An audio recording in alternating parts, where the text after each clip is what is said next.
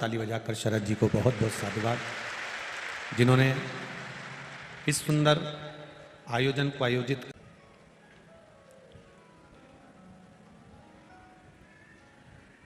कल कथा में कहा था पत्नी, बच्चे, कुटुंब, भोजन, पानी, घर, यह मानव का शरीर मिला है। मानव का ये एक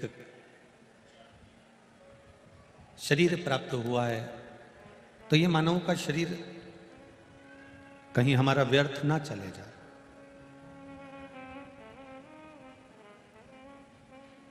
एक बार 84 लाख योनियों में अंतिम योनि है ये मानव का शरीर, और अगर यही व्यर्थ चले गया तो फिर इसकी कोई कीमत नहीं है। सरकारी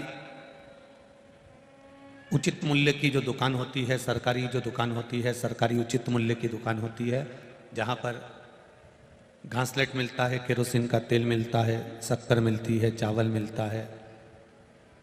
मिलता है कि नहीं मिलता? अरे बोलो तो, मिलता है ना। तो केरोसिन मिल रहा है, घासलेट मिल रहा है, शक्कर मिल रही, चावल मिल रहा है। आपके पास में कार्ड भी है और कार्ड लेकर आप चले भी जाते हो। 1 तारीख से लेकर 30 तारीख के बीच में आप जब महीने के अंदर अंदर, 1 महीने के अंदर अंदर आप जब पहुंचोगे, 1 तारीख से लेकर 30 तारीख के बीच में जब आप वहां पहुंचोगे और कहोगे कि साहब ये हमारा कार्ड है और हमें शक्कर दे दो, चावल दे दो, हमें केरोसिन दे दो, घासलेट दे दो, तो कोई भी दे देगा। मना नहीं करेंगे, दे देंगे कि ये शक्कर है, ये चावल है, ये घासलेट है, ये तुम्हारा है, ले लो। और अगर महीना निकलने के बाद तुम कार्ड लेकर जाओगे और दोगे, परमिट लेकर जाओगे, राशन कार्ड लेकर जाओगे, तो महीना निकलने के बाद कोई देगा क्या? जम के तो बोलो, नहीं देगा। क्योंकि महीना निकल गया, समय निकल गया, महीना निकला, समय निकला। अब तुम इस महीने का ले जा सकते हो, पर पिछले महीने का तुम नहीं ले जा सकते। उसी तरह ये मानव की देह है। बचपन निकल गया, जवानी निकल गई, अधेड़ी निकल गई, बुढ़ापा निकल गया, और अंत समय में, मरते समय तुम कार्ड लेकर जाओ और ऊपर जाकर कहो कि मुझे बैकुंठ दे दो, तो वो भी कह देगा इसमें है नहीं। अब इसमें है नहीं, अब मैं तुम्हें बैकुंठ नहीं दे सकता, क्योंकि इसमें तुमने प्रयोग ही नहीं करा। सब कुछ मिलता तुमको, सब कुछ प्राप्त होता, पर अब नहीं मिल सकता क्योंकि इसमें है नहीं। महीने भर के अंदर आप उचित मूल्य की दुकान पर, सरकारी दुकान पर, राशन की दुकान पर जाते तो मिल जाता। महीना निकलने के बाद जाओगे तो प्राप्त नहीं हो सकता, फिर मिलेगा नहीं। कठिन है, बहुत कठिन।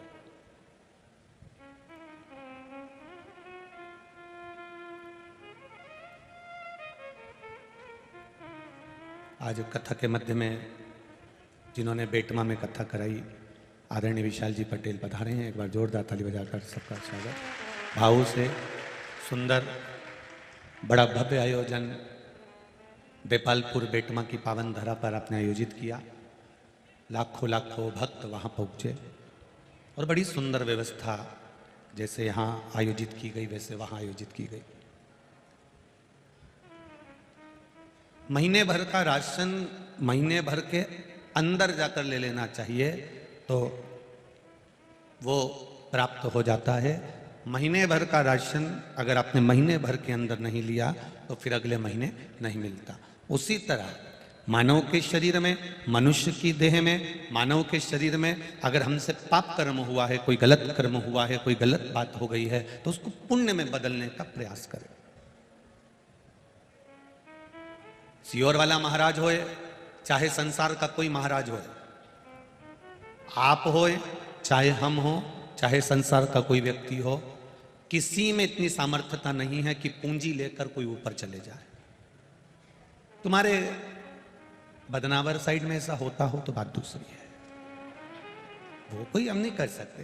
पर ना तो सीहोर वाला महाराज पूंजी लेकर ऊपर जाएगा, ना दुनिया का कोई महाराज पूंजी लेकर ऊपर जाएगा, ना आप, ना हम, ना संसार का कोई व्यक्ति। जितने लोग आस्था चैनल पर सुन रहे हो, फेसबुक यूट्यूब पर सुन रहे हो, जितने इस पंडाल में सुन रहे हो, कोई पूंजी लेकर ऊपर नहीं जाता।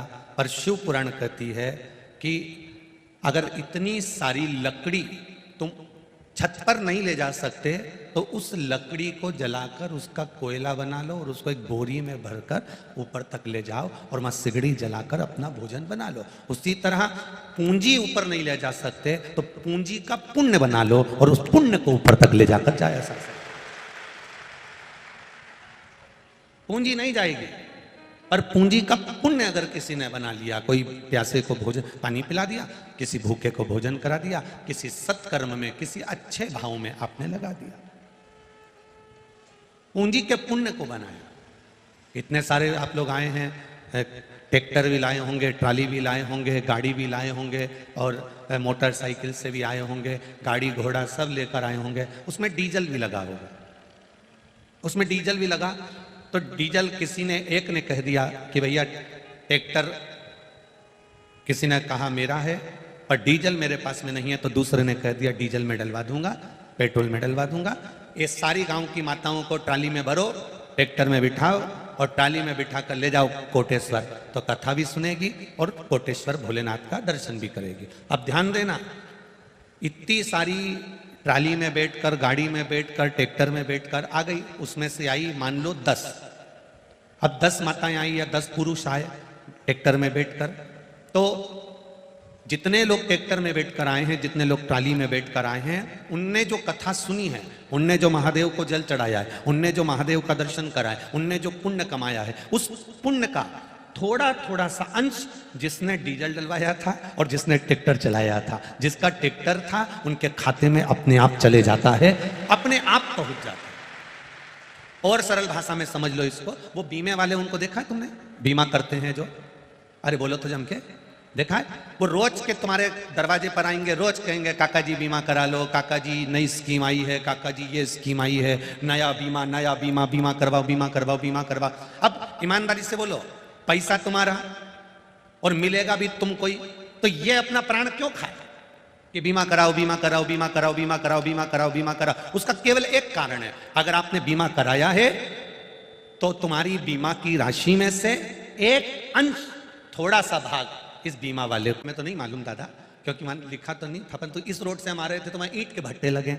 अब वो ईंट के भट्टे लगे हैं तो वो ईंट के भट्टे बनाने वाली माताएं, ईंट बनाने वाले बच्चे, ईंट बनाने वाले पुरुष माताएं वहां ईंट बना रही है, और किसी ने एक इतना बड़ा कुप्पा तेल का उस पर टाट लपेट के को यहाँ तक पहुँचाया, पहुँचे, कथा सुनी, मोटरसाइकिल चलाई, लेकर गए। अब इतने सारे ट्रैक्टर चला के आए हैं, इतने सारे गाड़ियाँ चला के आए हैं, इतनी सारी मोटरसाइकिल चला के आए हो, इसमें से कितने लोग हैं जिनका ड्राइविंग लाइसेंस है? कम से कम पूरों की मापदंड निकाला जाए, पूरों को निकाला जाए तो कम से कम 50% लोगों के पास में ड्राइविंग लाइसेंस होगा और 50% तो उसके भरोसे पे चल रहा है। बोलो सही है कि गलत है? उसके भरोसे पर। तो वो पीछे बैठी हुई भाईवन भी माथा पे पल्लू ले लेने भजन गाती गाती बोले टाइम पे पहुंचा तो देगा। अरे ओ बना, ओ वीरा, अरे ओ भैया, टाइम पे पहुंचा तो देगा। तो वो ट्रैक्टर चलाता चलाता तो बोले यार कोटेश्वर तक पहुंचा ही दिया तो पहुंचा ही दिया, नहीं तो ऊपर तो पहुंची दूंगा। अब वो भी चलाता चलाता बोले पड़ा जाना तो है, पहुंचा दे। इतना में एक पढ़ी लिखी बैठी थी, उन्हें कह दिया क्यों रे, क्यों रे, ड्राइविंग लाइसेंस वाइसेंस है कि नहीं? कि फुर्सत ही नहीं मिली बनवाना का। अब बापड़ी की हृदय में चोट पहुंची, ना जाने अब तो कहां पटकेगा ये ले जाके। तब कोटेश्वर के धाम तक पहुंची। सबसे पहले कोटेश्वर भोलेनाथ जी से जाके विनती करी, जो हमको लेके आया है उसको अच्छा रख लीजिए दादा, अच्छा रख लीजिए, वो हमको अच्छे से लेकर आया है, उसको भी हमें घर तक अच्छे से पहुंचा दे। अब तुमने उसके लिए काम ना करी, मतलब दूसरे के लिए काम ना करी, दूसरे के लिए काम ना करी, तो उसमें ट्राली में जितने बैठे थे सबके लिए अपने आप काम ना हो गई, क्योंकि हमने दूसरे के लिए समर्पण। देवता में और राक्षस में अंतर क्या है?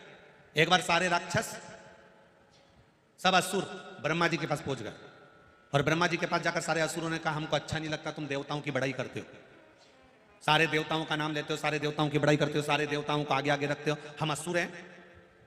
वो अदिति की संतान तो हम दिति की संतान, दिति और अदिति इनका पति एक ही था। अब पति एक है और संतान दो तरह की है, एक असुर है राक्षस प्रवृत्ति की और दूसरी देवता। अब जरा विचार करिए, कहा सारे असुरों ने ब्रह्मा जी से कहा हमको ये अच्छा नहीं लगता, तुम देवताओं की बड़ाई करते हो, देवताओं का इतना नाम होता है, देवताओं का जय जयकार होता है, देवताओं का क्रम चालू हो जाता है, देवताओं को प्रथम रखा जाता है, हमारा नाम नहीं आता। असुरों को गुस्सा आ गया। ब्रह्मा जी ने कहा घबराओ मती, कल एक अर्जेंट मीटिंग बुलाते हैं और उस मीटिंग में सबके संशय को मिटा देंगे, पंचायत रखेंगे, तुम सब आ जाओ और एक काम करना, खाना भी यहीं खाना, मैं सरस्वती जी से कह दूंगा भोजन तैयार रख लेंगे, सारे असुर कल आओ, मैं देवताओं को भी बुला लूंगा, खाना सबको यहीं खाना है, भोजन सबको यहीं करना है, असुर भी करना देवता भी करेंगे। सब इकट्ठे होके आ गए, मीटिंग होने लगी, इधर सारे असुर बैठ गए, इधर सारे देवता बैठ गए। ब्रह्मा जी ने कहा मीटिंग बाद में होगी, पहले सब खाना खा लो, गरम गरम भोजन है, अच्छे से पाओ। सब उठने लगे, ब्रह्मा जी ने हाथ जोड़कर देवताओं से कहा चलिए साहब। इतने में असुरों को गुस्सा आ गया, ये देखो फिर तुमने चाल चल, जब हम बैठे हैं तो हमको भी तो कहना था, अब कुछ भी हो जाए पहले खाना हम खाएंगे चाहे कुछ भी हो, हमेशा देवता ही देवता आगे हम पीछे। ब्रह्मा जी ने कहा कोई बात नहीं भैया, एक काम करो, देवताओं तुम बैठ जाओ, असुर तुम पहले भोजन करने चलो। चलो, अब भोजन की पंगत लगी, सबको लाइन से बिठा दिया। ब्रह्मा जी ने कहा हमारे ब्रह्मलोक का एक नियम है, क्या? भोजन करने से पहले तुम्हारे हाथों में एक एक डंडा बांधना पड़ेगा। अब ब्रह्मा जी ने एक एक छड़ी बुलवाई, डंडी उनके हाथ में बांधी रस्सी से, इधर बांधी रस्सी से, सारे असुरों के हाथ में डंडे बांध दिए। अब उनसे कहा खाओ। अब असुर राक्षस सोचे बताओ खाएं कैसे। अब इन्होंने बड़ी मुश्किल से लड्डू उठा भी लिया तो हाथ तो लंबा की लंबा, क्योंकि ये मुड़े ही नहीं, क्योंकि डंडा बंधा। अब खाए कैसे? तो इन्होंने ऊपर ले गए, इन्हें छोड़ दिया और बूंदा आ करे अंदर गिरे, कहीं कहीं का तो सही गिर जाए, कहीं कहीं का नाक से टकरा के नीचे, कहीं का ठोडी से टकराए नीचे गिर। बड़ी मुश्किल से इन लोगों ने खाना खाया। लड्डू तक तो ठीक था, पर पूड़ी और दाल तो कैसे खाई होगी तुम ही देख लो, बड़ा मुश्किल।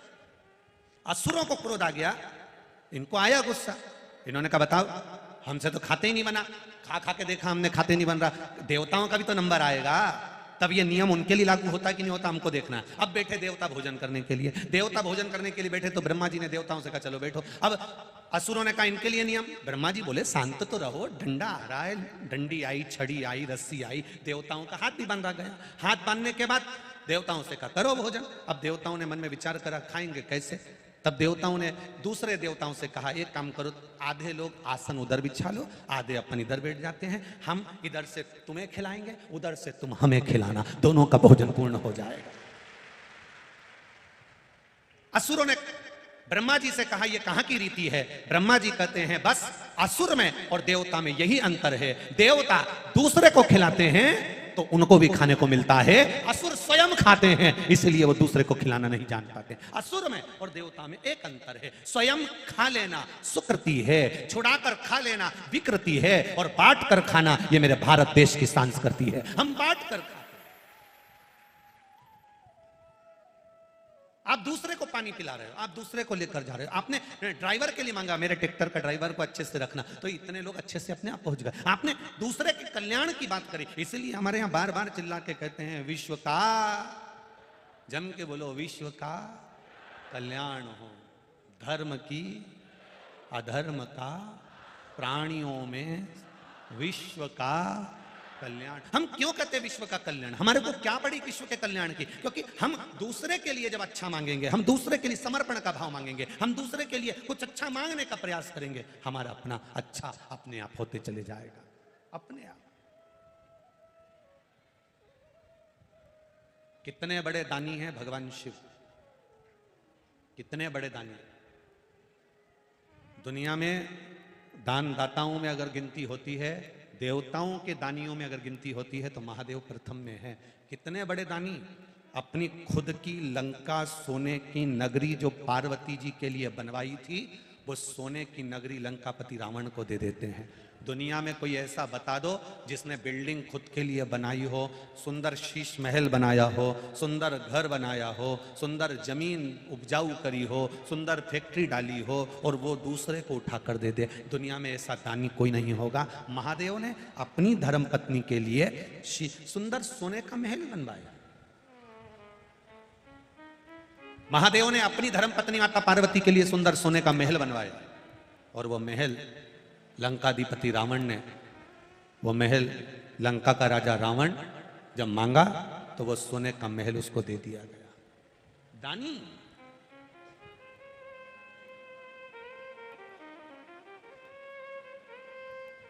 महाराज, फिर भी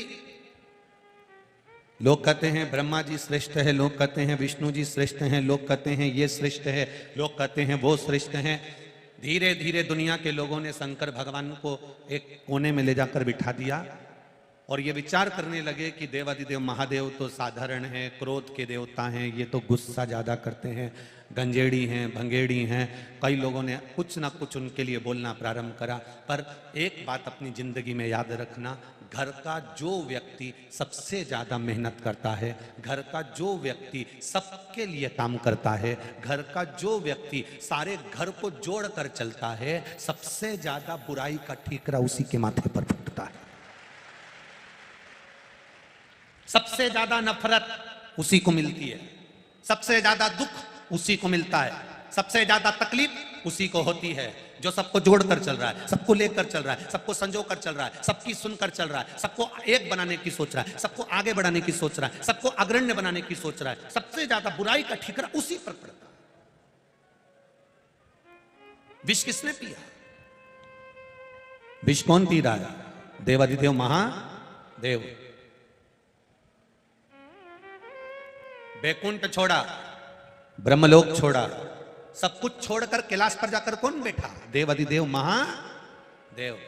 अच्छे अच्छे मकान छोड़े, बिल्डिंग छोड़ी, जमीन छोड़ी, शमशान में जाकर कौन बैठा है? देवादिदेव महादेव। कौन बैठा? उसके बाद भी लोग कह दें कि नहीं नहीं नहीं, वो ठीक नहीं। बस शिव की कथा जो कह रही है उसको जिंदगी में उतार कर रखना। शंकर का जो भक्त होता है, उसका मन, उसका दिल, उसका हृदय साफ होना चाहिए। नहीं तो लंकाधिपति रावण भी था, सोने की लंका भी थी, बहुत साम्राज्य भी था, पर दिल साफ नहीं था, हृदय साफ। मत बुरे कर्म कर बंदे, वरना पछताएगा। भगवान की आंखों से तू बच नहीं पाएगा, तू बच नहीं पाएगा। अरे ओ अज्ञानी मत कर नादानी, अरे ओ अज्ञानी मत कर नादानी। तेरे कर्म का फल भी तू ही पाएगा, जैसा किया तूने तेरे आगे आएगा। मत बुरे कर्म कर बंदे, वरना पछताएगा। भगवान की आंखों से तू बच नहीं पाएगा, तू बच नहीं पाएगा। तुमने जो कमाया उसका भोग तुम कर पाओगे कि नहीं कर पाओगे, इसकी कोई गारंटी नहीं। फ्रिज खरीद कर लायो, उसका पानी पी पाओगे ना पी पाओगे। एसी लगवाया, एसी में सो पाओगे ना सो पाओगे। डनलप का गद्दा लेकर आए, उस पर सो पाओगे ना सो पाओगे। बहू लेकर आए, उसके हाथ की गर्म रोटी खा पाओगे कि ना खा पाओगे, इसकी कोई गारंटी नहीं। तुमने जो दुकान पर बैठकर कमाया उसका भोग तुम कर पाओगे नहीं कर पाओगे, उसकी कोई गारंटी नहीं है। पर एक बात की गारंटी जरूर है कि तुमने जिस तरह से कमाया है उसका भोग तो तुम्हें ऊपर जाकर करना ही पड़ेगा। जैसा कमाया उसका भोग तुम्हें करना पड़ेगा। जो तुम कमाए अपने कर्म का भोग मनुष्य को करना पड़ता है। राम जी ने छुपकर बाली को मारा था, उस बाली ने कृष्ण अवतार में छुपकर भगवान कृष्ण को मारा था। कर्म का भोग तो करना पड़ता है। सीता जी ने एक चिड़िया को पिंजरे में रखा, मां जानकी को पिंजरे में रहना पड़ा, लंका में कैद होकर रहना पड़ा। माता सीता ने गर्भवती चिड़िया को कैद में रखा था और उसको बाद में फेंका, बाद में जाने दिया। उसी तरह माता जानकी भी जब गर्भ से हुई तो उनको भी अपने घर से दूर जाना पड़ा। यह कर्म का भोग है जिसको भोगना है, मनुष्य को भोगना पड़ेगा। तुमने जो कमाया उसका तुम भोग कर पाओ ना कर पाओ वो गारंटी नहीं, पर कर्म का भोग मनुष्य को करना ही पड़ता है, वो करना है।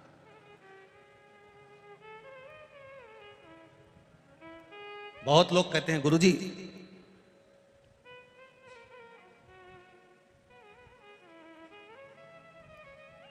दो पौधे, एक शमी का एक बेलपत्र का, भूल से भी बेलपत्री के पौधे के नीचे से, बेलपत्री के वृक्ष के नीचे से अगर भूल से भी, तुम्हें नहीं मालूम कि यह बेलपत्री का पेड़ है, तुम्हें नहीं मालूम कि बेलपत्री का पौधा है, तुम्हें नहीं मालूम कि बेलपत्री का वृक्ष है, भूल से भी चलते चलते भी तुम्हारी ट्रैक्टर, तुम्हारी ट्राली, तुम्हारी गाड़ी, तुम्हारा बखर, तुम्हारा बेल, तुम बेलपत्री के पेड़ की छांव में से भी अगर निकल कर चले जाते हो तो दिन भर में अगर 100 पाप भी हो जाते हैं तो पल भर में धुल जाते हैं। एक बेलपत्री के वृक्ष के नीचे से, एक बेलपत्री के वृक्ष की छांव से, एक बेलपत्री के वृक्ष की मात्र टहनी की छैया से हमारे कोटि कोटि पाप समाप्त हो जाते हैं। आप सबसे इस कोटेश्वर धाम की पावन धरा से एक निवेदन करना चाहूंगा, पूरे आस्था चैनल के श्रोताओं से, फेसबुक यूट्यूब के श्रोताओं से और जितने लोग यहाँ कथा सुन रहे हैं, बारिश का समय आए तो एक बेलपत्री का पेड़ बड़ा कर कर उसको कहीं रोड के किनारे अवश्य लगाओ। कोई निकल कर जाएगा, उस पे छांव पड़ गई तो उसका कल्याण हो जाएगा। वृक्षारोपण में बेलपत्री का वृक्ष अवश्य लगाइए। 2 वृक्ष की छांव और 2 वृक्ष का दर्शन हमारे जीवन को सुख दे जाता है। एक बेलपत्री, दूसरा शमी का पौधा।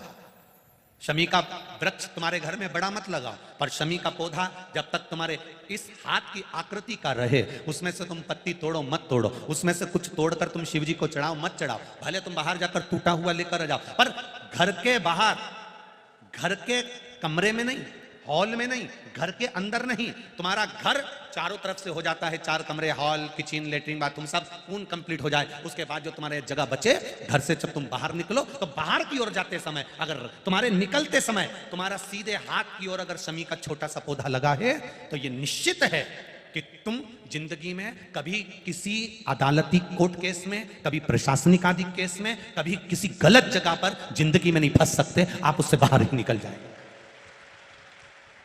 एक शमी का छोटा सा पौधा भी, उसका स्पर्श, उसका दर्शन, उसमें चढ़ाया गया 1 लोटा जल।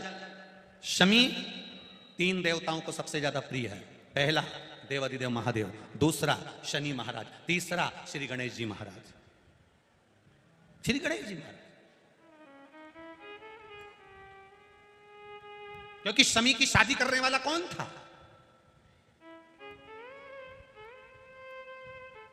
कौन इनको विवाह करे?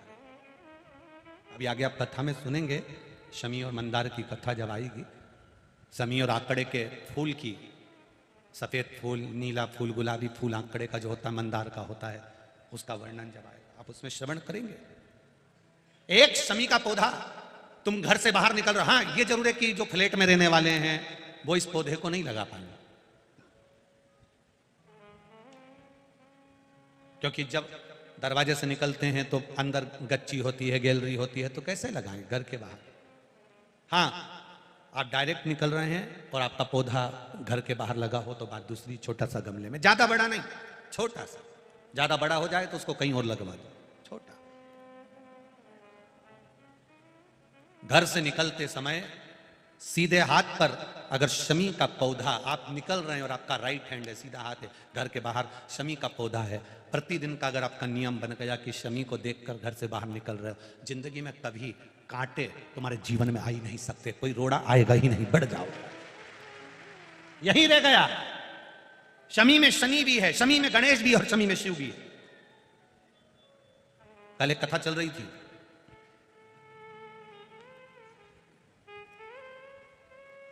उस कथा में कौस ब्राह्मण राजा रघु के पास जाकर कितनी स्वर्ण मुद्रा मांगे थे? बोलो बोलो जम के। 14 करोड़। और उनके गुरु वरतंतु ऋषि ने मांगी थी कि मैंने तुझे पढ़ाया है तो मुझे 14 करोड़ जो तूने विद्या अध्ययन करी है उसकी शिक्षा हेतु 14 करोड़ सोने की मुद्रा मुझे ला कर दे। और कौस ऋषि की आंख में जल था, राजा रघु के पास चले गए थे। वो रघु जिनका आज तक नियम लिया जाता है कि रघुकुल रीत सदा चली आई, प्राण जाए पर वचन न जाए। कौस आए, कौस ब्राह्मण ने आंख में जल भरा था। राजा रघु ने देखा, शिव जी की पूजन करके उठे थे राजा रघु, और उन्होंने देखा कि एक ब्राह्मण दरवाजे पर खड़ा हुआ है, आंख में अश्रु है उसके, नैनों में जल भरा है उसके। पूछा, क्या बात है ब्राह्मण देवता, क्या हुआ? हुआ क्या ब्राह्मण देवता, क्यों रो रहे हो?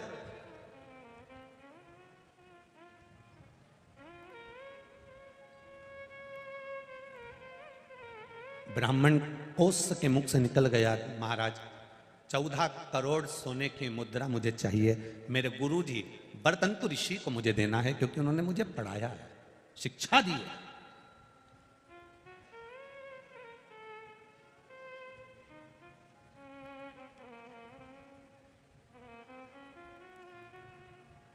चौदह करोड़ कैसे दूंगा मैं आपको? अभी तो मैंने 3 दिन पहले यज्ञ कराया, बड़ा यज्ञ हुआ, समापन हुआ, पूरा कोष उसमें समाप्त हो गया। अब मेरे पास इतना नहीं बचा, 1,000 मांग लो, 5,000 मांग लो, 10,000 मांग लो, 20,000 सोने की मुद्रा दे देता हूं। 1 करोड़ भी अगर सोने की मुद्रा मांगते हो तो दे देता हूं, पर 14 करोड़ सोने की मुद्रा कैसे दूंगा? 14 करोड़ सोने की मुद्रा मेरे पास नहीं।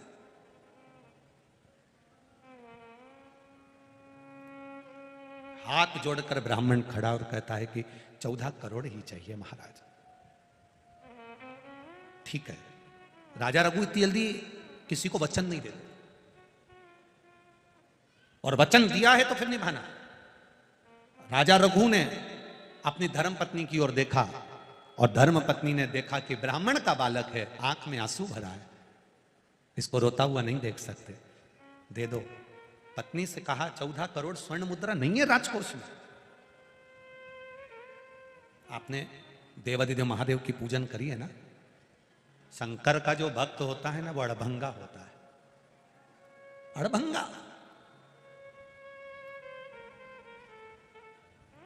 शिव का जो भक्त है वो अड़भंग है, थोड़ा बहुत नहीं देता वो। इस व्यासपीठ ने देखा है कई कथाओं में लोग शंकर जी के मंदिर में जाकर कहते हैं, इतने साल हो गए भगवान संतान दे देना। भगवान जब भी देता है 1 की जगह 2 दे देता है। इस व्यासपीठ एक पत्र आया, इसमें भी लिखा उन्होंने, देखो। मैं नंद किशोर पवार, सेन निवासी, ग्राम भदवासा, जिला रतलाम, मध्य प्रदेश से हूं। मेरा मोबाइल नंबर ये है, कहीं बैठे हो तो हाथ हिलाइएगा, कहीं बैठे हो तो हाथ हिलाइएगा, जहां कहीं भी बैठे हो दोनों हाथ ऐसे हिला देना, कहीं बैठे हो तो दिख जाएंगे। महाराज नंद किशोर पवार, सेन निवासी, ग्राम भदवासा, जिला रतलाम, मध्य प्रदेश, मोबाइल नंबर ये। गुरुजी, भोले बाबा का क्या बखान करूं? मेरी बेटी की यहां संतान नहीं थी, डॉक्टरों को बताया तो बच्चेदानी में गठान बता दी थी, और बच्चेदानी में गठान थी तो संतान का सुख मना कर दिया था। आप कहते हो कि देवाधिदेव महादेव पर छोड़ दो। हमने बेटी से कहकर शिव जी की आराधना प्रारंभ करवा दी। शंकर जी को जल चढ़ाना, सफेद आंकड़े की जड़ कमर में बांध लेना, तुमरुका जी का नाम लेकर शिव जी की आराधना करना। बेटी का गर्भ ठेर गया। गुरुदेव, गांठ भी थी, गर्भ भी था, डॉक्टर को दिखाया, सोनोग्राफी कराई। डॉक्टर ने कहा हमने मना करा था कि संतान मत होने देना, इसको गठान है गर्भाशय में, बच्चेदानी में। अब बच्चेदानी में गठान भी थी और संतान भी ठहर गई। ये बाबा की कृपा थी। डॉक्टर ने मना करा था तो भी संतान उसके गर्भ में आ गई। गुरुदेव 5 रिपोर्ट हुई, 5 में गठान दिखी, 6 रिपोर्ट हुई, 6 में गठान दिखी, और आखिरी में जब बच्चे का जन्म हुआ तो वो गठान नहीं थी, एक बच्चे के साथ दूसरे बच्चे ने जन्म ले लिया था। 2 बच्चों का फोटो मैं लगा रहा हूं। ये मेरे घर में मेरी बेटी के यहां जो संतान हुई उसके फोटो हैं, आप आस्था चैनल के माध्यम से देख सकते। इन्होंने एक लाइन लिखी है नीचे दूसरे पृष्ठ पर कि गुरुदेव गठान कहां चली गई किसी को नहीं मालूम, पर बाबा की कृपा से मेरी बेटी के यहां संतान हो गई। यह शिव तत्व की प्राप्ति है। इसी को शंकर की उदार। शिव थोड़ा नहीं देता, शिव देता तो बहुत देता। धर्म पत्नी भी हो तो ऐसी हो जो पति को एक बल प्रदान करे, एक हिम्मत प्रदान करे। कई धर्म पत्नियां पति को बल नहीं देती, बल्कि उनका बल, तुमसे कुछ नहीं बन सकता, तुम ये कार्य नहीं कर सकते, तुम ये नहीं कर सकते, तुम वो नहीं कर सकते, उसको बल विहीन कर देते। धर्मपत्नी पति को बल प्रदान करे। पहले एक नियम चलता था राजघरानों में, पति अगर युद्ध करने के लिए जाता था तो धर्मपत्नी तिलक लगाती थी और तलवार का तिलक लगाकर पति के हाथ में देती थी कि जाओ और जीत कर आओ, जाओ और जीत कर आओ, विजय प्राप्त कर आओ। धर्मपत्नी पति को बल प्रदान करती थी कि घबराना नहीं है, डरना नहीं है। शिव भी यही कहते हैं, क्यों घबराना। विपदा की जब घड़ी आ जाए, विपदा का जब समय आ जाए, विपदा तुम्हारे सामने हो तो घबराना नहीं है। मेरे साथ हैं भोलेनाथ जी, किस बात की चिंता, क्यों चिंता कर, जो होगा देखा जाए।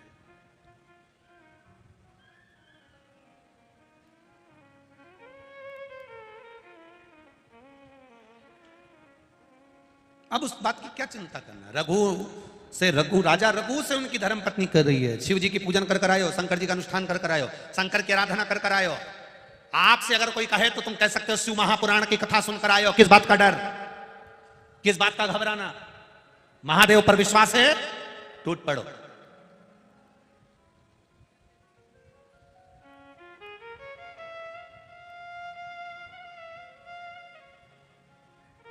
अरे भाई, अब सौंप दिया इस जीवन का सब भार तुम्हारे हाथ, उसमें घबराना क्या है।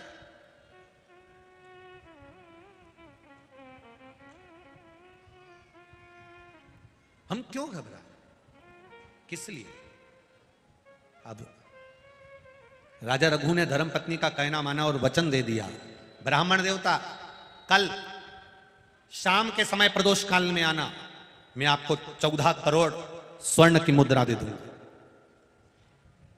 ब्राह्मण आंख के आंसू पहुंचा, प्रणाम किया, जय हो महाराज आपकी, धन्यवाद। 14 करोड़ सोने की मुद्रा आप दे रहे हैं, धन्यवाद, साधुवाद है आपको, बहुत बहुत साधुवाद है आपको। जय जयकार करता हुआ ब्राह्मण चले गया। चिंता में पड़ गए राजा रघु, 14 करोड़ सोने की मुद्रा कहां से लाऊंगा। 14 करोड़ सोने की मुद्रा कहां से लाऊंगा। और इतनी मुद्रा किसी आसपास के राज्य में भी नहीं है कि किसी राजा से लेकर जाऊं, किसी प्रजा से लेकर जाऊं। किस राजघराने में जाकर मैं 14 करोड़ सोने की मुद्रा लाऊंगा। धर्मपत्नी ने कहा जरूरी है कि आसपास के राज्य में आक्रमण करोगे और सोने की मुद्रा लाओगे। अगर लाना है तो 14 करोड़ सोने की मुद्रा इंद्र के पास मिलेगी। अभी तक नीचे आक्रमण करा था, अब की बार ऊपर आक्रमण करना है। घबराना नहीं है। इंद्र, अरे राजा रघु कह रहे हैं अपनी धर्मपत्नी से, इंद्र, हाँ तो क्या हुआ, शिव का नाम लो, हर हर महादेव का एक नारा लगाकर टूट पड़ो।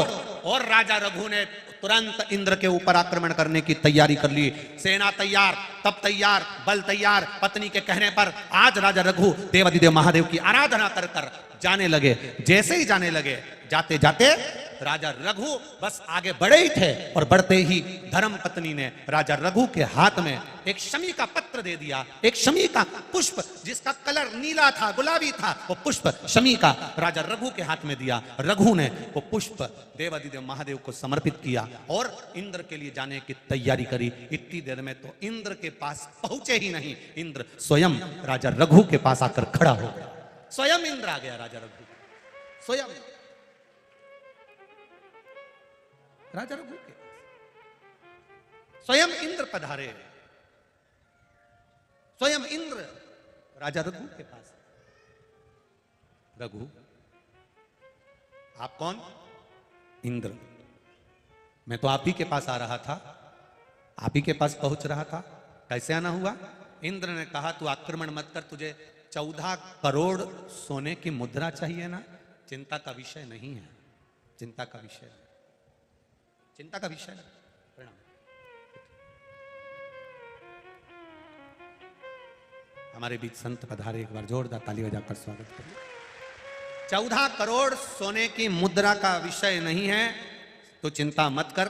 तूने जब एक शमी का पुष्प देवादिदेव महादेव को समर्पित करा है तो उसका बल इतना है कि 14 करोड़ सोने की मुद्रा तो इंद्र को देना ही पड़ती है। एक पुष्प यदि देवादिदेव महादेव को शमी का भूल से भी चढ़ जाता है तो उसका जो लाभ है, उसका जो फल है, उसका जो आनंद है, उसका जो एक आशीर्वाद है, वो 14 करोड़ स्वर्ण मुद्रा के बराबर होता है। तो चिंता मत कर। भगवान इंद्र ने उसी समय कुबेर को बुलाया, शमी के वृक्ष पर उसको बिठाया और बिठाकर शमी के वृक्ष से 14 करोड़ शमी के वृक्ष से स्वर्ण मुद्राएं प्रदान करवाई। वो स्वर्ण मुद्रा 14 करोड़ जब प्राप्त हुई तो कोस को दी गई। कोस ब्राह्मण ने उन मुद्राओं को ले जाकर वरतंतु ऋषि को दिया। वरतंतु ने वो मुद्रा पाकर पुनः राजा रघु को प्रदान कर दिया। राजन, मुझे तो केवल इस शमी की महत्वता को जानना था, इसलिए मैंने ये लीला रची थी। आपसे निवेदन है, जिंदगी में प्रयास करना, जब जब कहीं ऐसा तुम्हें महसूस होने लगे, जब जब तुम्हें ऐसा लगने लगे, ऐसा लगे आपको कि जीवन में संपदा की, वैभव की थोड़ी सी कमी सी लगने लगे, तो प्रयास करना, प्रयास, तब प्रयास करिएगा कि कहीं नहीं जाना। एक शमी का पुष्प आस्था चैनल पर आप लोग दर्शन कर रहे होंगे, नीले कलर का एक सुबेरे कोई पत्रकार बंधु भी हमको ला कर दिए हैं शमी का पुष्प।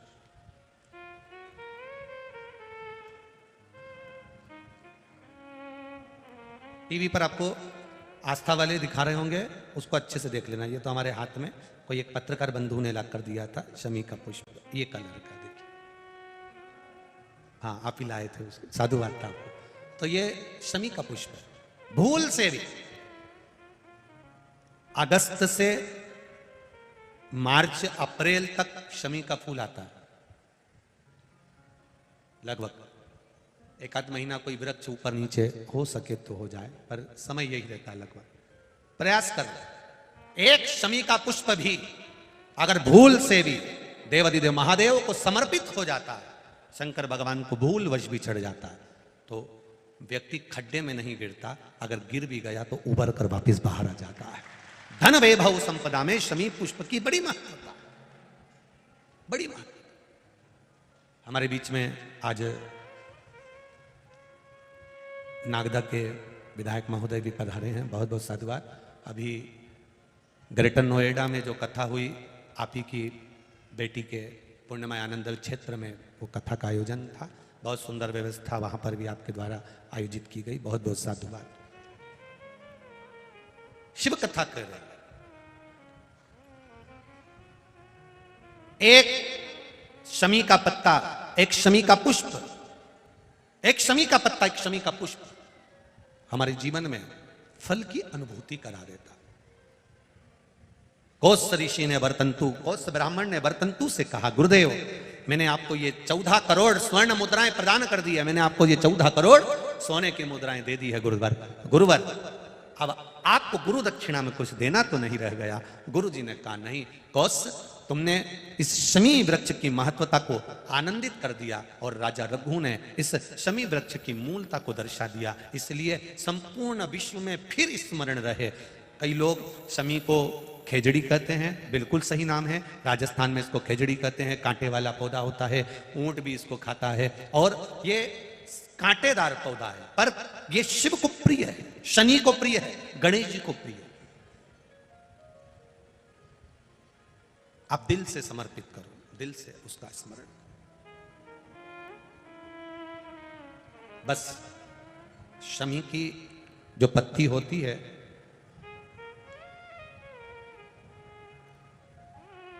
शमी की जो पत्ती होती है,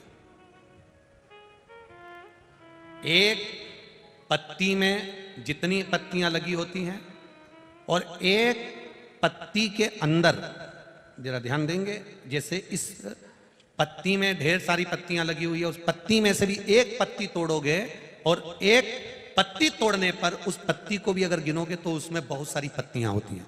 आज प्रयास करना, अगर कहीं आपको शमी की पत्ती मिले तो जैसे ये पत्ती, इस पत्ती को तोड़ा गया, इस पत्ती में से एक पत्ती निकाली गई और एक पत्ती निकालकर आप धीरे से रखना, उसमें भी बारीक बारीक बारीक बारीक बारीक बारीक बहुत सारी पत्तियां नजर आती हैं। शिव महापुराण की कथा कहती है, जो सोमवार की अष्टमी हो या प्रदोष का व्रत हो या 12 महीने की शिवरात्रि हो या किसी भी दिन प्रदोष काल के अंतर्गत शंकर भगवान को एक शमी का पत्ता कोई भूलवश भी समर्पित कर देता है तो जितनी एक पत्ती में पत्तियां होती है और उस पत्ती के अंदर भी एक पत्ती को तोड़ने के बाद जितनी पत्तियां होती है उतने जन्म मृत्यु लोक में मनुष्य के नहीं होते, 84 लाख योनियों में से वो योनियां कट जाती हैं और देव योनि प्राप्त हो जाती है। एक शमी पत्र की इतनी महत्वता है,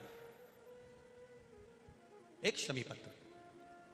आज के जमाने में दुनिया के लोग भक्ति तो करते, कई लोग कहते हैं हम 2 घंटा भजन करते हैं, हम 3 घंटा भजन करते हैं, हम 4 घंटा भजन करते हैं, हम 5 घंटा भजन करते हैं, हम 6 घंटा भजन करते हैं, पर कोई तुमसे कहे कि तुम्हारे हृदय में भक्ति कितनी आई, भजन का भाव कितना बड़ा, स्मरण कितना बड़ा, वो ज्ञात नहीं होता। हमारा भजन करते ये उसी में का हाल है। जैसे एक व्यक्ति के दांत में दर्द हुआ, डॉक्टर के पास गया, डॉक्टर साहब मेरा दांत निकाल दो। डॉक्टर साहब ने कहा देखो हमारे पास जो सुन्न करने की दवाई थी ना वो खत्म हो गई है। नहीं डॉक्टर साहब दांत तो तुम्हें आज ही निकालना पड़ेगा। डॉक्टर साहब बोले सुन्न करने की दवाई नहीं है, तुम तो निकाल दो। अरे बहुत दर्द होगा, डॉक्टर कहता है बहुत दर्द होगा। अब मैं दर्द सहन कर लूंगा, नहीं तुम तो निकालना। नहीं डॉक्टर बोले नहीं सुन्न करने की दवाई नहीं है, दर्द बहुत होगा, मैं दर्द सहन कर लूंगा। डॉक्टर साहब इतने में डॉक्टर साहब ने उनके कंपाउंडर से बोला इससे पूछो ये कोई नशा वशा करता है क्या, पूछो इससे। तो उससे पूछा तू नशा करता है? हाँ। नशा करता है? हाँ। डॉक्टर साहब ने कहा नशा करता है तो एक काम करो, ये थोड़ा सा नशे में हो जाएगा तो इसका दांत निकाल देंगे तो इसको मालूम नहीं पड़ेगा, दे दो इसको नशे का। अब उसको दे दी, अब उसने नशे में धुत हो गया और डॉक्टर ने कहा अब तुम्हारा दांत निकाल सकते हैं। इतने में नशेला बोला किसके बाप में दम है मेरा दांत निकाल दे। डॉक्टर बोले दादा अपन ने तो दांत निकालने के चक्कर में दी थी, अब ये तो अपने बाप तक पहुंच गया। डॉक्टर बोले रहने दो साहब तुम तो जाओ, जब सुन्न होने की दवाई आए तब आना। दुनिया सोचे अरे कई लोग ऐसे हम भजन बहुत करते हैं, हम स्मरण बहुत करते हैं, हम भक्ति बहुत करते हैं। भक्ति करते कैसे हो, करते कैसे हो भक्ति? आज के जमाने में दुनिया के लोग प्राइवेट स्कूल में पढ़ाना बच्चों को पसंद करते हैं। आज के जमाने में दुनिया के लोग प्राइवेट हॉस्पिटल में ले जाना अपने मरीज को पसंद करते हैं। पर दुनिया के लोग एक चीज जरूर चाहते हैं कि मेरे बेटे की नौकरी लगे तो सरकारी लगे और मेरी बेटी की नौकरी लगे तो सरकारी लगे। प्राइवेट स्कूल में पढ़ाते हो, प्राइवेट हॉस्पिटल ले जाते हो, फिर सरकारी नौकरी की जरूरत क्या है तुमको? नौकरी सरकारी चाहिए, पढ़ाएंगे प्राइवेट में, हॉस्पिटल ले जाएंगे प्राइवेट में, पर नौकरी सरकारी।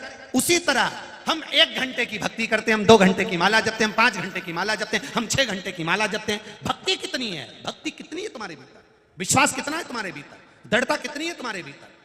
भजन कितना है तुम्हारे भीतर, ये श्रेष्ठता नहीं। श्रेष्ठता वो है कि तुम्हारे भीतर भजन कितना होना चाहिए। आप जाते हो शंकर जी के मंदिर, रोज जल चढ़ाने जाते हो, रोज शिव जी पर जल चढ़ा के आते हो, इसके बाद भी कहीं ना कहीं तुम्हारा मन डोल जाता है, कहीं ना कहीं तुम्हारा क्रम डोल जाता है, कहीं ना कहीं तुम्हारा चित्त डोल जाता है। मंदिर जाने पर भी, शंकर के पास जाने पर भी, शिवलिंग के पास जाने पर भी, शिव के द्वार जाने पर भी। फिर किसी ने कह दिया अरे वो वहां पे नई पवन उतरी है, सब सही सही बता दे। लोग नारियल अगरबत्ती लेके वहां पहुंच गए और उन्होंने घूमते घूमते कह दिया तेरे ही घर का है। और जो घूमते घूमते वो बोली तेरे ही घर का है। इसको समझ में आ गया 15 दिन पहले मेरी जेठानी से लड़ाई हुई थी, वही कुछ ना कुछ करके लाई होगी और उसी ने मुझे बीमार कर दिया। अब जेठानी खार जैसी लगने लगी, खार जैसी। कोई देवी देवता इतने फ्री नहीं है कि तुम्हें आकर बता देंगे कि तेरे ही घर का।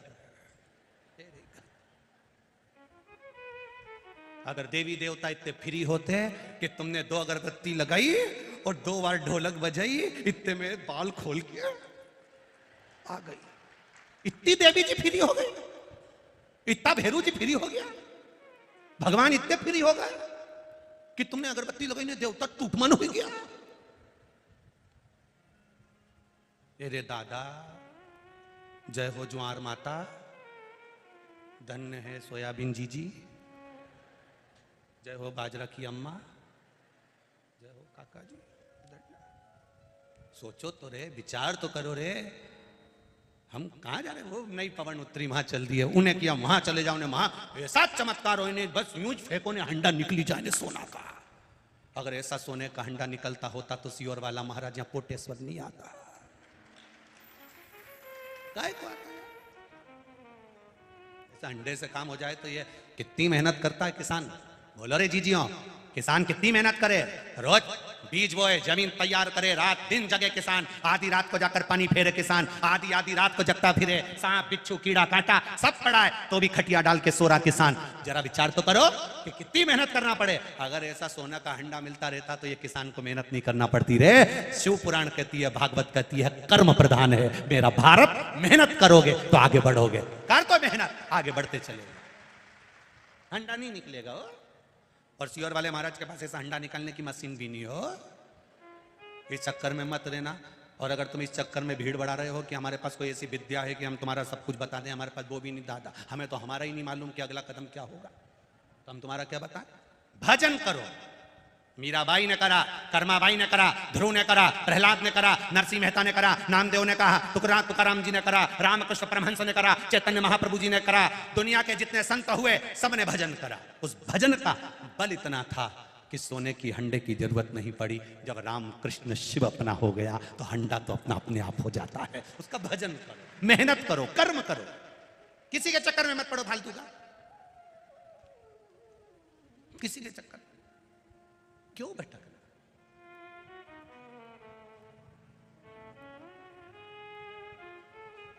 इधर उधर मत डोलो रे, अब वल्लभ के बोलो।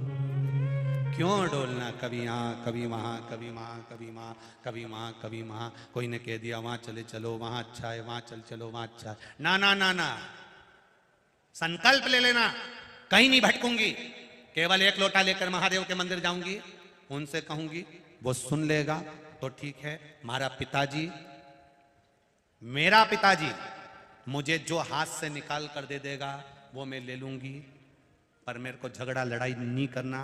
पिताजी जिंदा हैं, पिताजी से जाकर कह देना, पिताजी तुम जिंदा हो, तुम्हें जिसको जो देना हो दे देना, मरने के बाद तुम्हारा छोरा छोरी झगड़ा करता फिरे, ये अच्छा नहीं लगेगा। अपने हाथ से मैं एक जगह पर जाऊंगी, जो मेरे गांव में, मेरे नगर में, मेरे मोहल्ले में, मेरे क्षेत्र में, मेरी कॉलोनी में, मेरी सोसाइटी में, मेरे पास में जो शिवालय होगा, उनके पास जाकर एक लोटा जल चढ़ाकर उनसे कहूंगी, मुझे बस सवार देना, सुधार लेना, हाथ पकड़ लेना, बहुत दुखी हूं।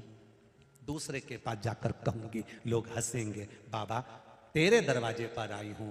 लोग कहते हैं एक लोटा जल चढ़ाने से तू सुन लेता है, मेरी भी सुन लेना, बहुत दुखी हूं, तू मुझे अपना लेना। बाप के दरवाजे से बेटी खाली ना जाए, इतनी कृपा कर देना, महादेव पकड़ लेगा। पकड़ लेगा। खाली ना जाता कोई दर से तुम्हारे, मैं भी खड़ा हूं नन्ही बाहें, अपने हृदय से लगा लो, गिरा जा रहा हूं, उठा लो, शिव कथा कर रहे हैं। अभी एक दिन की बात है, बेटमा में कथा थी, ये विशाल भैया कथा करवाए। अब वहां पर इंदौर के एक भक्त मिलने के लिए, वैसे तो हम मिलते नहीं, पर कथा का जो विराम दिवस होता है उसके एक दिन पहले शाम को हम थोड़ा मिल लेते, जिनके यहाँ ठहरते उनसे भी, जो जजमान परिवार उनसे। हम नहीं मिलते पूरे 7 दिन में। ये विशाल भैया भी जाने, ये सिसोदिया जी भी, शरद भैया से पूछना, इन लोगों से भी हम नहीं मिलते। एक नियम बना रखा है। हाँ, पत्रकार बंधु कभी आए हैं, सामूहिक रूप से, अलग अलग नहीं, वो भी कभी भी पत्रकार बंधु भी अकेले अकेले नहीं आए। और ये एकजुटता का एक आनंद है। पत्रकार बंधु भी सामूहिक रूप से आए, एक बार मिल लिए, हो गया। किसी से हम नहीं मिलते ज्यादा। आपने देखा होगा जहां हम ठहरे, हम कमरे से भी बाहर नहीं निकलते। जितनी देर आपसे मिलेंगे उतनी देर महादेव से मिल लेंगे तो जिंदगी सवर जाएगी। मिलकर करेंगे भी क्या। आप आओगे, सेल्फी लोगे, फोटो खिंचाओगे, चला जाओ। एक फोटो हम भी हमारे महादेव के साथ रोज भजन करते करते खिंचा लें तो जिंदगी सार्थक हो, आनंद हो। तुम भी फोटो खिंचाकर दूसरे को दिखाओगे, हम भी फोटो खिंचाकर उसको दिखा देंगे कि मिले थे सुंदर आनंद में, कोटेश्वर में भजन किया था गंगा के घाट पर। यहाँ लोग गंगा के तट पर जाते हैं, हम तो कहते हैं वहां जाने की जगह कोटेश्वर में जो गंगा बह रही है एक बार डुबकी यहाँ आकर लगा लो। ये सुख है, आनंद है। गंगा कुछ चलकर कोटेश्वर धाम तक आ गई। बेटमा में कथा थी, शाम का समय एक परिवार मिलने को आया। एक डब्बा था उनके पास में, इतना बड़ा जाली वाला, उसको लेकर आए। अब उसमें आंकड़े की जो जड़ होती है, उस जड़ में से गणेश जी निकलते हैं। जी सुना है कि नहीं सुना आप लोगों ने? अरे बोलो तो जम के। हाँ सुना है ना? हाँ ठीक है, फिर तो कथा समझ में आ जाएगी तुमको। अब आंकड़ा की जड़ में से गणेश जी निकले। अब निकले तो उन्होंने उस पर सिंदूर मंदूर पोत के डब्बा में लेकर आए और उन्होंने आकर कहा, कहने लगे गुरुजी देखो, हमें आंकड़े की जड़ में से हमने गणेश जी, हमारे यहाँ आंकड़े का पेड़ था और आंकड़े का पेड़ था और उसमें से हमने गणेश जी हमको मिले। पर गुरुजी, ये विशाल भैया पटेल की उस समय पर उनके जीजा जी और उनका जो भांजा है वो, और भांजा की बहू वहीं पर थी। आप उनसे पूछना कभी योग लगे तो कहा कि ये गणेश जी हमने, पर लोग कहते हैं कि आंकड़ा का गणेश जी रहे, खूब आनंदित होते हैं, खूब फल देते हैं गुरुजी, पर हमको भी हमने पूजन करी, इतना फल हमको मिलना चाहिए। तो हमने कहा क्यों नहीं मिलेगा, अगर आपका विश्वास दृढ़ है, भरोसा पक्का है और आप गणेश जी को गणेश जी मानकर पूज रहे हो तो उसका फल कभी खाली नहीं जा सकता, वो मिलेगा जरूर। आप आए नहीं, सुबह हो गई, मेरी पूजा की थाली धरी की धरी रह गई। कारण क्या है? आप क्यों नहीं आए, उसका कारण क्या है? क्यों नहीं पहुंचे, उसका कारण क्या है? हम कौन सी गलती कर जाते हैं, महादेव हमारे नहीं हो पाते, उसका कारण क्या है? शिव महापुराण अगर अच्छे से जिसने पढ़ी है, जिसने स्मरण किया है शिव महापुराण का, वो जानता है कि आंकड़े का गणेश भी किस जगह का बनाया जाए, उसमें जो तुम्हारा भजन, तुम्हारा कीर्तन, तुम्हारा स्मरण का फल कितना। तो यहां शिव पुराण उसका भी वर्णन करती है। शमी, जिसके पिताजी का नाम था औरव ऋषि, औरा ऋषि की बेटी है शमी। ये शमी है, ये औरा ऋषि की बेटी है।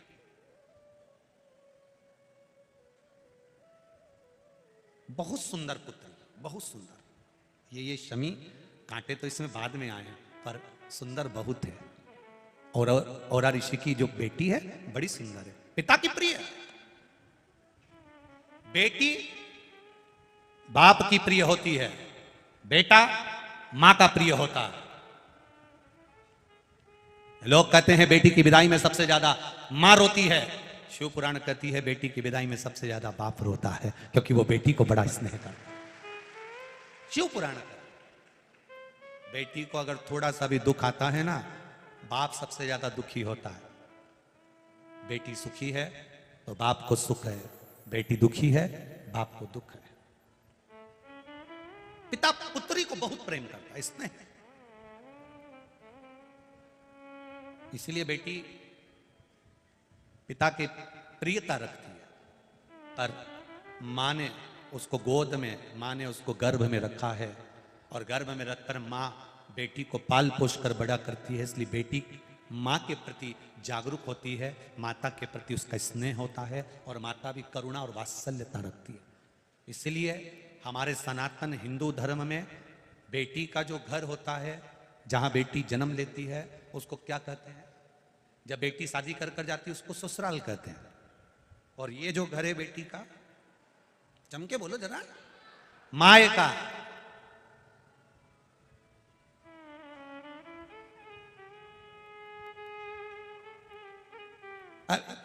इसमें बाप का नाम नहीं है, आज तक किसी ने नहीं किया। जो बोली तो बोली मायका जईरी।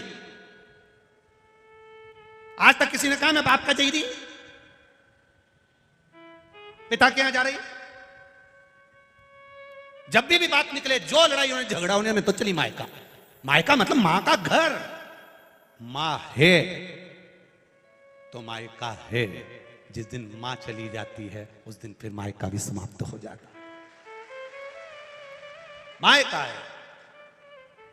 औरा ऋषि की पुत्री शमी बड़ी सुंदर थी। औरा ऋषि ने विचार करा था, मेरी इतनी सुंदर बेटी है, लड़का भी ऐसा मिलना चाहिए, वर ऐसा मिलना चाहिए जो मेरी बेटी का सम्मान करे। ऐसा लड़का मत ढूंढना कि पेट्रोल पंप ज्यादा हो, ऐसा लड़का मत ढूंढना कि गाड़ी बंगले ज्यादा हो, ऐसा लड़का मत ढूंढना कि जमीन जायदाद ज्यादा हो, ऐसा लड़का मत ढूंढना कि बहुत प्रॉपर्टी हो और धन ज्यादा हो, तो मालूम पड़े दिन भर नशे में धुत पड़ा हो, मित्र दोस्त ज्यादा हो, इधर उधर लगा रहे, ना जाने किस किस में डूबा रहे, तुम्हारी बेटी से श्रेष्ठता से बात तक ना कर पाए। ऐसा वर नहीं चाहिए। पिता को लड़की के लिए वर ढूंढना चाहिए जो तुम्हारी बेटी का आदर कर ले, तुम्हारी बेटी से जो दो मीठे शब्द बोल ले, आदर के शब्द बोल ले। जब घर में आए जूता उतारे और मालूम पड़े जूता से दे धरे, गालियां बके अपशब्द कहे, ताना दे, तो ऐसा पेट्रोल पंप और ऐसी गाड़ी बंगला किसी काम का नहीं है। बेटी का आदर करे वो छोरा होना चाहिए, बेटी का सम्मान करे वो वर होना चाहिए, बेटी को मान सम्मान के शब्द बोले वो वर होना चाहिए। जरा जरा सी बात में चिल्ला के दौड़े और अपने दोस्तों के साथ जाकर बैठ जाए, रात को 12-12, 1-1 बजे तक आए, मालूम पड़े बेटी इंतजार करती रहे, आएंगे रोटी खाएंगे, साथ बैठेंगे, बात करेंगे, कुछ बोलूंगी मैं उनको, उनसे कुछ पूछूंगी मैं, और मालूम पड़ा ऐसे तैयार होके आए, कहीं पे निगाहें और कहीं पे, अरे बोलो तो जीजी हो, निशाना। इसीलिए पहले दिन समझाया था, पहले दिन।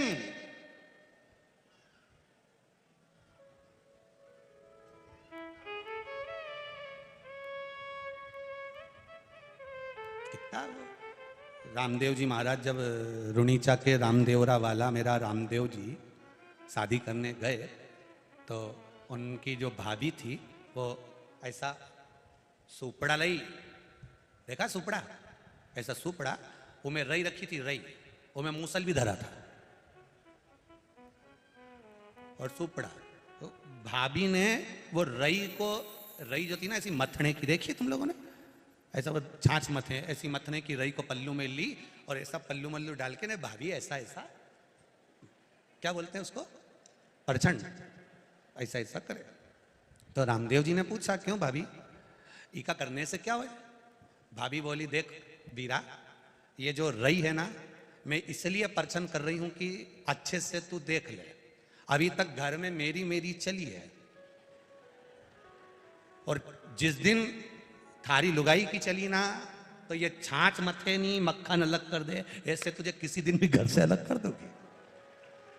अब भाभी चली तो बड़ा सारा वो धान कूटने का मूसल लिया।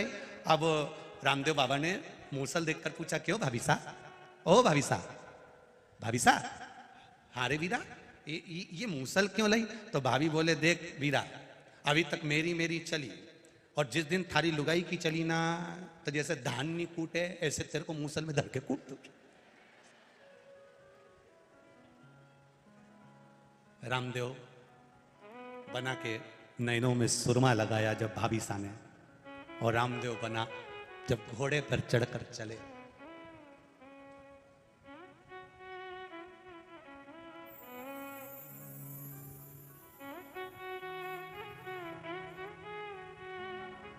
थाने तो ध्यावे आखो मारवाड़ हो, आखो गुजरात हो, अजमाल जीरा तवरा।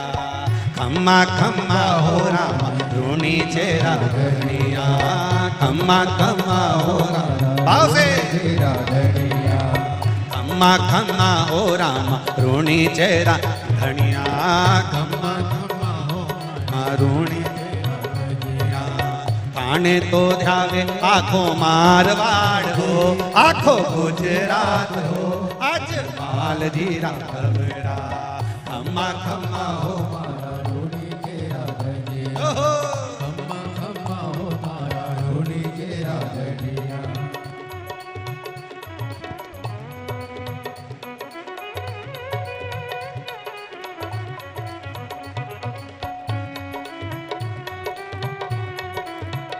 जय हो।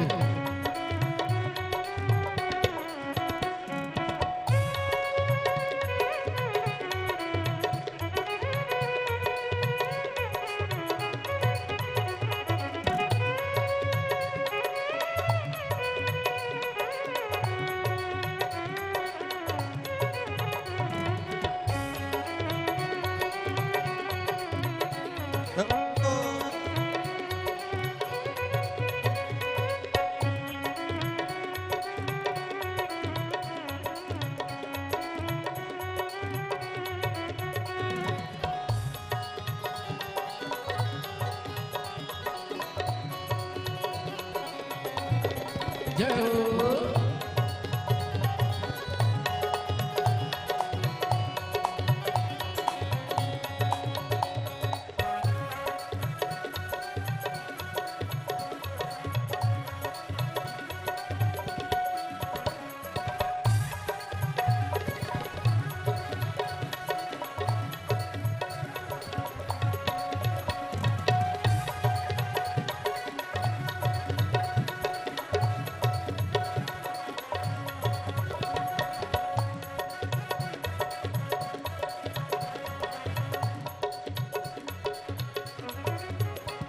ओ पहली पहली पाती थाने सुगुणाबाई भेजी रे, पहली पहली पाती थाने सुगुणाबाई भेजी रे। ओ पहली पहली पाती थाने सुगुणाबाई भेजी रे, पहली पहली पाती थाने सुगुणाबाई भेजी रे।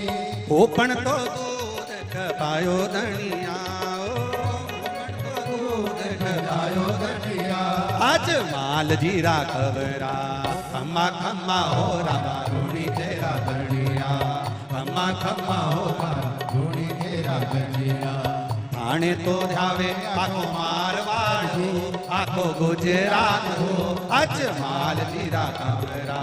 खम्मा खम्मा हो रामा रूणी चेरा धनिया, खम्मा खम्मा हो रामा रूणी चेरा धनिया। राधे।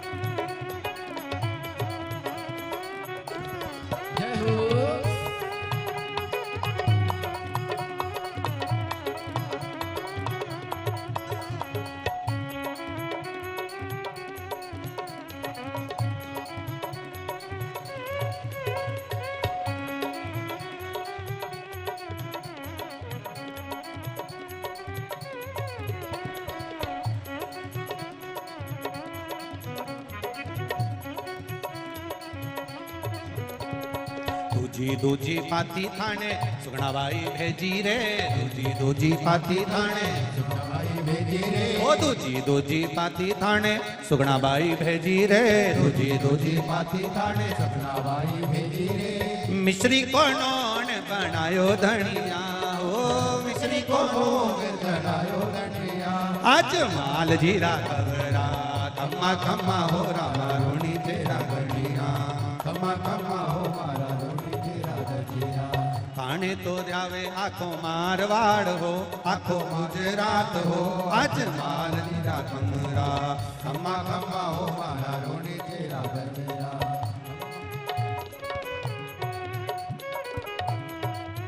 राधे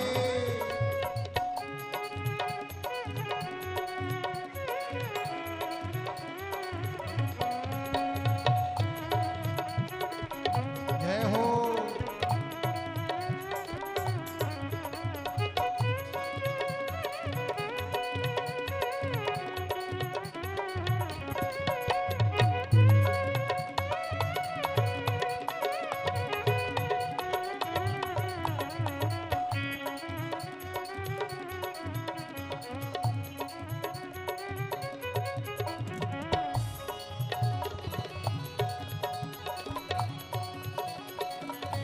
जय हो राधे।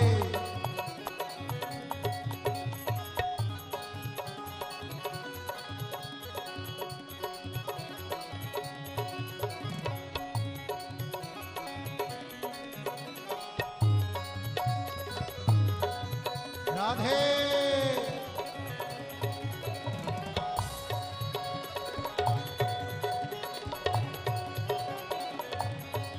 शंभो।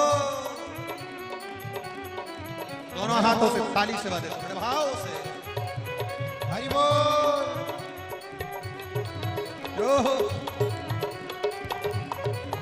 राधे खम्मा खम्मा ने मारा रुणी तेरा धनिया, खम्मा खम्मा हो मारे रोनी तेरा गठिया। थाने तो जावे आखो मारवाड़ हो, आखो गुजरात हो, आज माल जीरा खमरा, खम्मा खम्मा हो मारा रोनी तेरा गठिया। खम्मा खम्मा हो रामा रुणी तेरा धनिया, खम्मा खम्मा हो रामा रोनी तेरा गठिया। खम्मा खम्मा हो रामा रुणी तेरा धनिया, खम्मा खम्मा हो रामा रुणी तेरा धनिया, खम्मा खम्मा हो रामा रुणी तेरा धनिया, खम्मा खम्मा हो रामा रुणी तेरा धनिया। ओ लक्ष्मण गढ़ अवतार की, राम सा पीर की, हर हर। अपने स्थान पर बैठकर भगवान शिव से अपने हृदय की बात भाव के साथ, दिल के साथ, आनंद के साथ।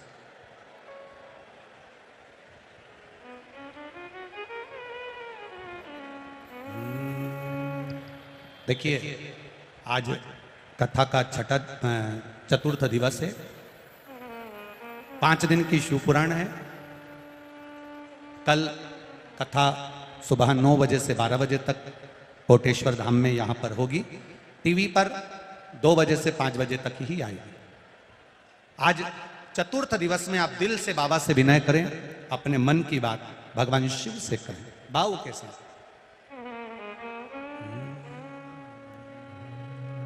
श्री शिवा नमस्तु, श्री शिवा नमस्तु, श्री शिवाय नमस्तु, श्री शिवाय नमस्तु, श्री शिवाय नमस्तु। बोला सब दुख काटो मारा, ओ सब दुख काटो मारा। शिव शंकर जपो तेरी माला, बोले बाबा जपो तेरी माला। बोला सब दुख काटो मारा, ओ भोला सब वेशे मंगल मंगलकारी, वेशे मंगल मंगलकारी, शमशान वासी हमारा शमशान वासी हमारा, ओ भोला सब दुख काटो मारा, ओ भोला सब दुख। काटो मारा। भगवान से अपने हृदय की बात कहते हुए ऋषि औरा की पुत्री शमी बड़ी हुई, विवाह का भाव प्रकट हो गया। अब विवाह करूं तो किसके साथ करूं? कथा कहती है बेटी के लिए वर वो ढूंढना जो उसका सम्मान करने वाला। और बेटियों से निवेदन है, तुम्हारे पिता ने तुम्हें परवरिश करने में, पाल पोसने में, तुम्हें बड़ा करने में, तुम्हारी विद्या में, शिक्षा में, कपड़े पहनाने में, तुम्हें उच्च विद्या देने में तुम्हारे पिता ने कोई कमी नहीं छोड़ी। तो तुम कितने भी अच्छे पढ़ लो, कितने भी कॉलेज में चले जाओ, कितने भी वीआईपी स्कूल में पढ़ लो, पर तुम अपने घर के संस्कार को मत भूलना। अपने माता पिता को कन्यादान का मौका जरूर देना।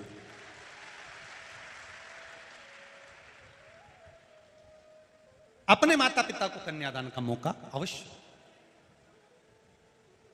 बेटा एक कुल को तारता है और बेटी, जम के बोलो जरा, 2 कुल को तारती है। अभी नवरात्रे चल रहे हैं, कितनी देवी जी की पूजन कर रहे होगे, कन्या को अष्टमी नवमी को भोजन करा रहे होगे, देवी जी देवी जी देवी जी कर रहे होगे।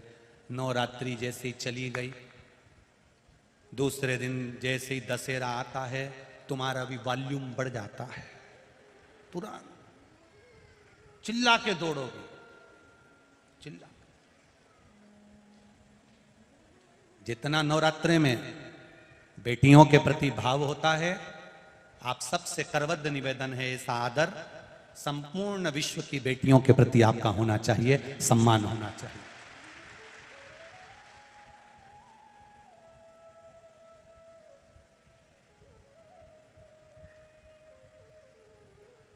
महिला दिवस लोग मनाते हैं, खूब पुरस्कार भी बांटते हैं, खूब अच्छी अच्छी सामग्री भी बांटते हैं, पर सही महिला दिवस कब मनेगा?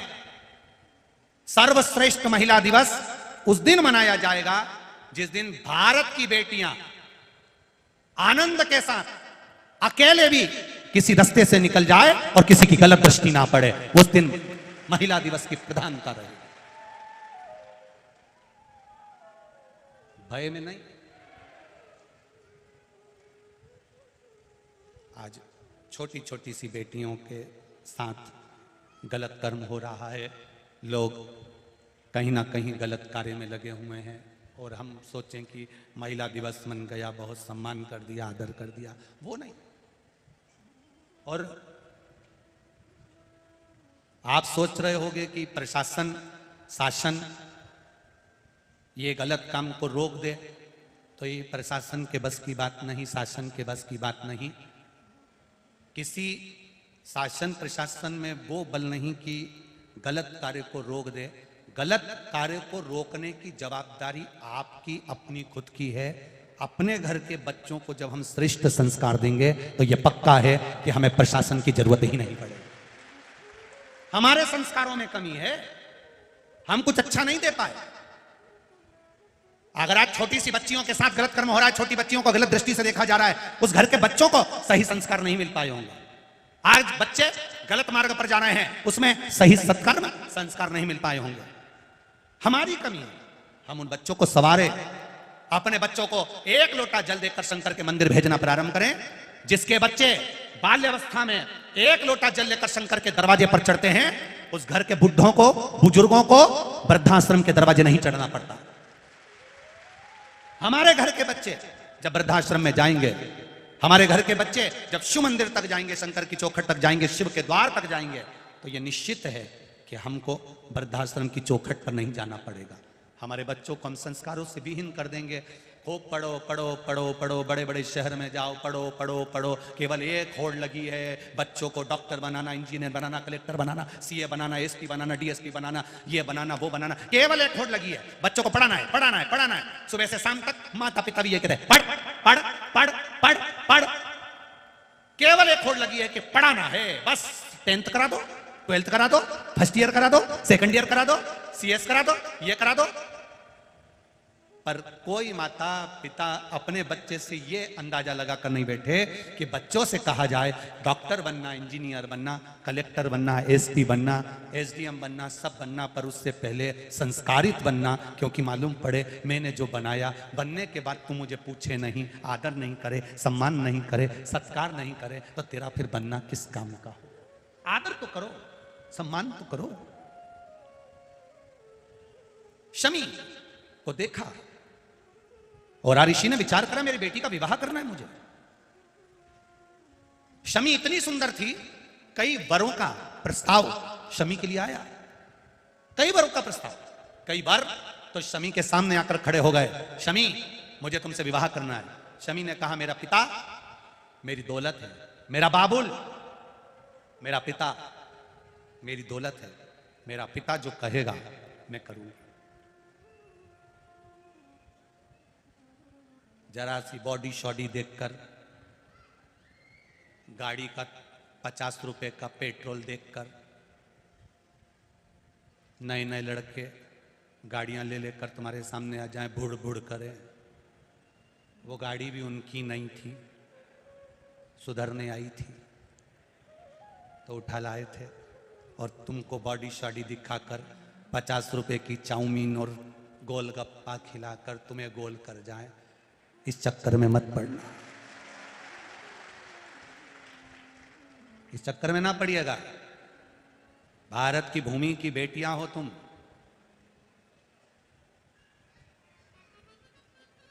अपने माता पिता को नीचा देखने के लिए यह मत कर जाना कि माता पिता की दृष्टि नीची हो जाए। मेरे माता पिता शान से जिए हैं, सत्ता से जिए हैं, सिर ऊंचा कर कर जिए हैं। बेटी माँ बाप के कहने पर विवाह करे, माता पिता के अनुकूल चले, तुम पढ़ जाओ लिख जाओ, खूब खूब तुम्हारी दोस्ती हो, फ्रेंडशिप हो, मना नहीं, पर संस्कारों से बंधे रहना, संस्कारों से। इतना संस्कारों से विहीन हो गए हम लोग, कितना। कई जगहों पर हमने देखा कि ब्राह्मण हो, क्षत्रिय हो, वैश्य हो, शूद्र हो, कई जगह पर हमने देखा कि पति पूजन कर रहा है, पाठ कर रहा है, स्मरण कर रहा है, अर्चना कर रहा है, और पत्नी का मन एक मिनट भी, एक क्षण भी पूजन में नहीं लगता। नहीं, देवराज ब्राह्मण, बिंदुक की पत्नी चंचुला, चंचुला का कौन सा मन भगवान में लगा हुआ था? चंचुला का चित्त कौन सा परमात्मा में लगा हुआ था? पति बिंदुक ने कई बार कहा चंचुला चल काशी घूम कर आते हैं, चंचुला चल अपन हरिद्वार घूम कर आते हैं, चंचुला चल अपन वहां घूम कर आते हैं, चंचुला चल अपन वहां चलते हैं। पर चंचुला का चित्त, चंचुला का मन एक बार भी भगवान के मंदिर तक नहीं पहुंचा। बिंदुक ब्राह्मण था, देवराज ब्राह्मण था, उसके बाद भी धर्म पत्नी का मन, चित्त, वृत्ति मंदिर तक नहीं पहुंचती। बहुत कठिन, बहुत कठिन।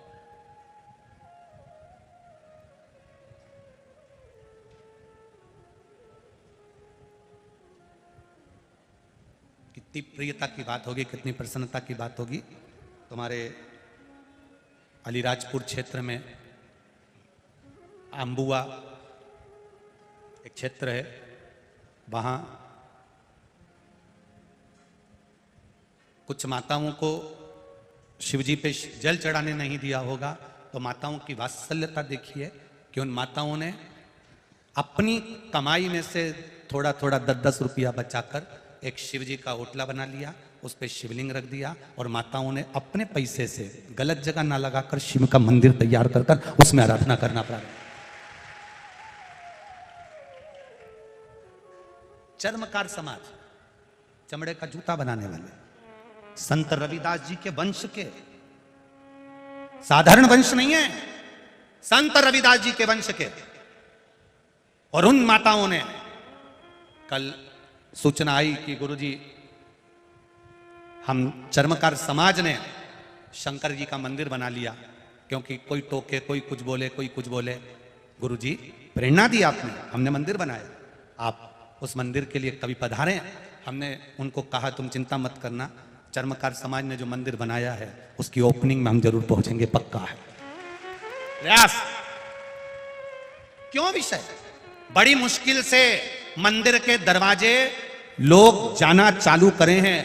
मेरा सभी ब्राह्मण, संत, साधु, सन्यासी, तपस्वी, साधक, उपासक और मंदिर के जितने ट्रस्टी होते हैं, मंदिर के जितने भी चलाने वाले होते हैं, उनके चरणों को दंडवत प्रणाम कर कर एक ही निवेदन है, बड़ी मुश्किल तक एक एक बच्चा बच्चा मंदिर तक जाना चालू करा है, इनको मंदिर से दूर मत करना। ब्राह्मण हो, क्षत्रिय हो, वैश्य हो, शूद्र हो, सबको मंदिर में जाने दिया जाए। जाति का भेद ना करा जाए कि ये ब्राह्मण है या क्षत्रिय है या वैश्य है, शूद्र है, ना ना, सब धर्म का व्यक्ति, सब वर्ण का व्यक्ति, सब जात का व्यक्ति मंदिर के अंदर प्रवेश करे। मेरा शंकर सबका, गरीब से गरीब का भी और अमीर से अमीर का भी। शिव जी के साथ उनका नाम है पशुपतिनाथ। क्या नाम है? जम के बोलो जरा। पशुपतिनाथ। पशुपतिनाथ का मतलब क्या होता है? जो पशुओं का भी नाथ है। एक एक कीड़ा, झिंगुर, इल्ली, पक्षी, पशु, जानवर, देवता, राक्षस, असुर, सबका वो देव है। उसी का नाम देव अधिदेव महादेव है। उसके लिए सब बराबर हैं, सब बराबर।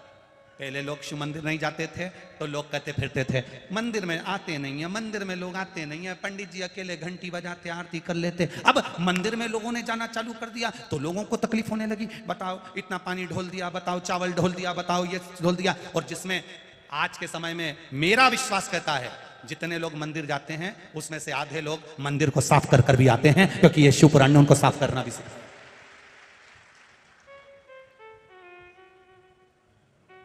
बड़ी मुश्किल से लोग मंदिर जाना चालू कर, बड़ी मुश्किल से सनातन धर्म एक हुआ है, बड़ी मुश्किल से सनातन धर्म जागृत हुआ है, बड़ी मुश्किल से दबा पड़ा था। दूसरे धर्म के लोग अपने अपने धाम में जा रहे थे पर लोग मंदिर नहीं जा रहे थे। शिव मंदिर तक लोग जाना चालू हुए। इनको तोड़ना मती, प्रयास करना। जितने जितने मंदिर हैं उन मंदिरों के जितने संचालक हैं उनसे हाथ जोड़कर निवेदन है, आपके मंदिर में आने वाले एक एक भक्त को आप अंदर आने दें, आराम से दर्शन करने दें, प्रेम से उनको जल चढ़ाने दें। कौन आता था आज से कुछ सालों पहले का निकाल कर रखना, इस मंदिर में कोई नहीं पहुंचता था, पर आज उन मंदिरों में अगर भीड़ बड़ी है तो शिव की कृपा से बड़ी है। उनको आने दो। ब्राह्मण हो, क्षत्रिय हो, वैश्य हो, शूद्र हो, सब आओ। मेरा महादेव किसी एक का नहीं, मेरा महादेव सबका है, सबका है। करो भजन।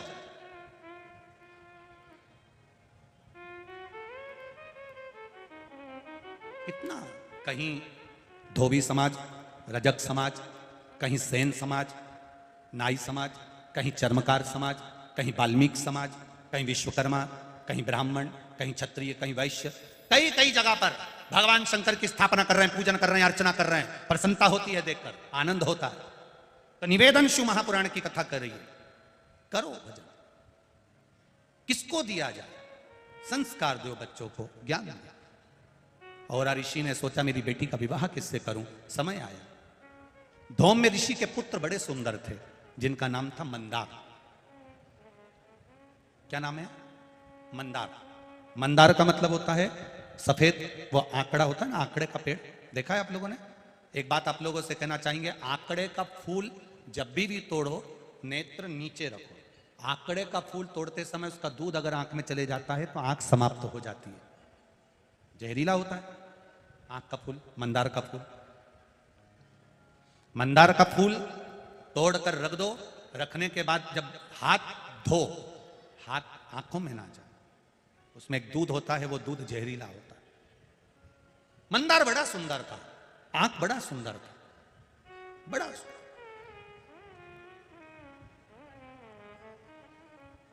ये शिव जी का चौथा फूल है, मंदार का फूल। शिव जी का पहला पारिजात, दूसरा कनेर, तीसरा शमी, चौथा मंदार, आंकड़ा। मंदार बड़ा सुंदर था, बहुत सुंदर, अति रमणीय। धौम्य ऋषि के पास में सूचना पहुंची औरा ऋषि ने जाकर निवेदन करा कि मेरी बेटी शमी का विवाह करना है। औरा ऋषि तुरंत जब मंदार के पिता धौम्य ऋषि के पास जाकर बोले कि मेरे को बेटी का विवाह करना है, धौम्य ऋषि ने हाँ भर दी और मंदार के साथ में शमी की शादी हो गई, विवाह हो गया। शमी का विवाह होने के बाद में जिस दिन विवाह हुआ उसके ठीक तीसरे दिवस मंदार वापिस विद्या अध्ययन करने के लिए अपने गुरु के दरवाजे पर चले गए। और जैसे ही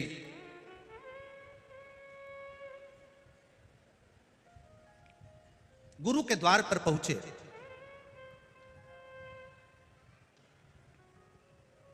जाकर निवेदन करा,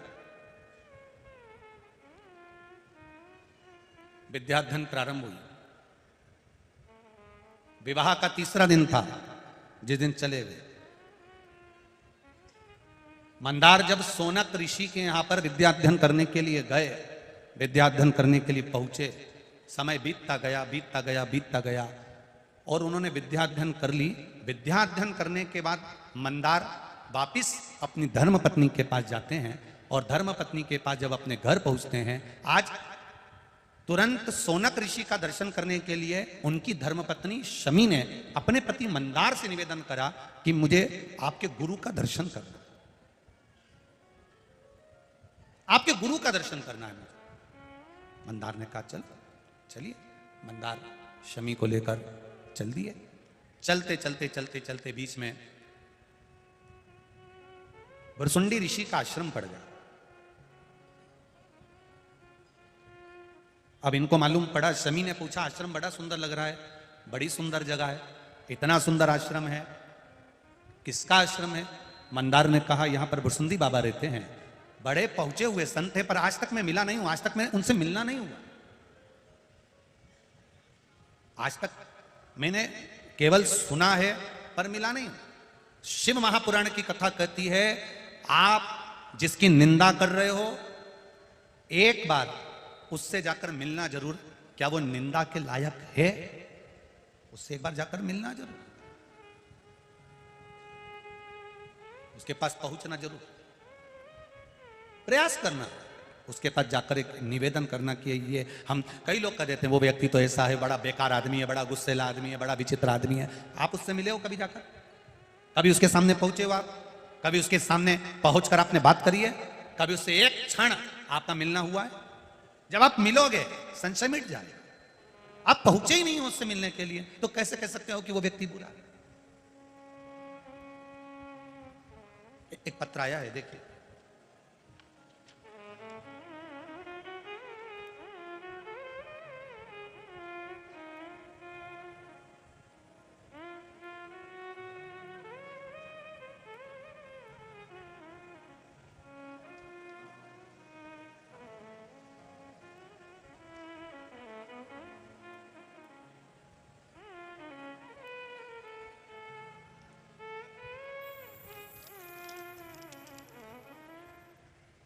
किरण शर्मा, पति सुनील शर्मा, स्थान नागदा जंक्शन।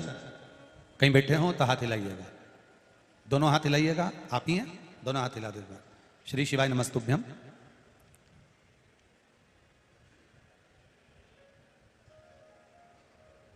एक लाइन माता जी आपने बहुत अच्छी भजन की लिखी है, प्रभु तेरी छवि मेरे मन में बसी, कैसे डूबेगा वो तूने थामा जिसे। प्रभु क्या वर्णन करूं, उसके लिए शब्द नहीं है गुरुदेव। मेरे पतिदेव के पेट में छत पर से गिरने के कारण एक गठान हो गई थी। बहुत सारे डॉक्टरों को दिखाया, नागदा, उज्जैन, बड़ौदा, बड़नगर, आराम नहीं पड़ा। फिर मैं रोज कथा सुनती और शंकर जी की कथा सुनते सुनते भाव जागृत हुआ गुरुदेव। विश्वास बड़ी मुश्किल से जागता है गुरुजी। विश्वास जागा, शिव जी के मंदिर जाती, शिव जी पे चढ़ा हुआ जल लेकर आती, एक बेलपत्र बाबा को चढ़ा हुआ लेकर आ जाती, कुंदकेश्वर महादेव का नाम लेकर शंकर भगवान का जल लेकर अपने पति को आचमन करा देती। मेरे पति हमेशा कहते इसे पीने से कुछ नहीं होगा, पर मैं उनसे कहती तुम चिंता मत करो, सारे डॉक्टरों ने आपको पेट में गठान बताई है, पर मैंने टीवी पर कथा सुनी है, उसमें बताते हैं शिव जी पर जल चढ़ा हुआ पीने से रोग मुक्ति होती है। शंकर शंकर है, औगड़ी है वो। मैंने वो जल पिलाना प्रारंभ करा गुरुदेव। 20-22 दिन निकले और बाबा की कृपा से जब अगली जांच बड़ौदा में हुई तो गठान गायब हो चुकी थी, गठान नहीं थी। अब ठीक है बहन, आराम है, डांट तो नहीं है अब, बस श्री शिवाय नमस्तुभ्यम, बैठिए। हर हर। एक पत्र और बड़ा सुंदर आया है, इसमें उन्होंने अपने ब्रेन की पूरी जांचें और पूरे एक्सरे लगाए हैं।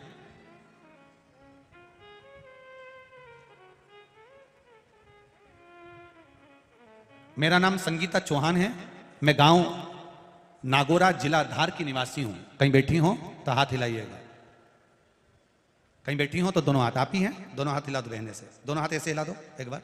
श्री शिवाय नमस्तुभ्यम। मेरा नाम संगीता चौहान है, मैं गांव नागौरा जिला धार की निवासी हूं। मेरे पति को सर में दर्द बहुत दिनों से सिर में हो रहा था, तो इंदौर में दिनांक 27/1/2023 को दिखाया, अस्पताल में दिखाया, तो डॉक्टरों ने जांच के बाद ब्रेन में हेमरेज नामक बीमारी बता दी। ब्रेन हेमरेज बताया, ऑपरेशन के लिए कहा गया। खोपड़ी को काटना पड़ेगा, ऑपरेशन किया जाएगा, रिस्क बहुत ज्यादा है, ऐसा उन्होंने बताया। व्यक्ति ब्रेन हेमरेज होने पर कोमा में भी चले जाता है, इसलिए आप पहले विचार कर लें। कई बार व्यक्ति पागल सा हो जाता है, पलंग पर से उठ नहीं पाता, सुध बन जाती है, उसका ध्यान केंद्रित नहीं हो पाता। सब डॉक्टरों ने एक ही बात बताई गुरुदेव, हम समझ गए और उनसे बात कर कर जांचें कराकर दवाई लेकर घर आ गए। दूसरी बार फिर जांच कराई पर उसका कोई निर्णय नहीं निकला। उन्होंने कहा ऑपरेशन तो करना पड़ेगा क्योंकि ब्रेन हेमरेज है। हम बड़ौदा जाने का प्लान बना लिए और बड़ौदा चले गए। इंदौर से बड़ौदा गए। 31/1/2023 को हमने 27/1/2023 को दिखाया, 31/1/2023 को हम बड़ौदा निकल गए। बड़ौदा जाते जाते मेरे रिश्तेदारों ने कहा शिव पुराण आती है, जाते जाते मोबाइल पर सुन लो। हमने मोबाइल पर सुनते सुनते गए। एकांतेश्वर महादेव का आपने वर्णन करा, रोड के किनारे पर कहीं शिव मंदिर था, हमने उसकी पूजन करी और पानी की बोतल जो गाड़ी में थी वही चढ़ाकर चले गए। गुरुदेव पारुल अस्पताल बड़ौदा का, वहां पर इनकी जांच प्रारंभ हुई। जांच होते ही डॉक्टर ने कह दिया इनको ब्रेन हेमरेज है और खून के थप्पा जमा हुआ है, बड़ा ऑपरेशन हो सकता है, पर आप भगवान पर विश्वास करिए, भरोसा रखो, एक बार बड़ी जांच वापिस कर लेते हैं। हमने श्री शिवाय नमस्तुभ्यम का जाप करना प्रारंभ करा। श्री शिवाय नमस्तुभ्यम का जाप करते घबरा गए और जांच फिर हुई। फिर जांच करने पर मालूम पड़ा कि बड़ा ऑपरेशन, सिर को खोलने की जरूरत नहीं पड़ेगी, एक छोटा सा ऑपरेशन करना पड़ेगा, बस उसी से ठीक हो जाएंगे। 3 तारीख 2 महीना फरवरी का महीना 2023। गुरुदेव ये बहुत दूर का बाबा का आशीर्वाद नहीं, 2 महीने पहले का है गुरुदेव। और उनका ऑपरेशन जब डॉक्टर करने के लिए तैयार हुआ, जैसे ही बस छोटा सा ऑपरेशन करने के लिए तैयार हुआ तो डॉक्टर ने भी तुरंत आकर कह दिया कि उस ऑपरेशन की भी जरूरत नहीं और धीरे धीरे तुम्हारे पति ठीक हो गए, उनका सिर का जो थप्पा है वो ठीक हो गया। अब ठीक है मां, आराम है।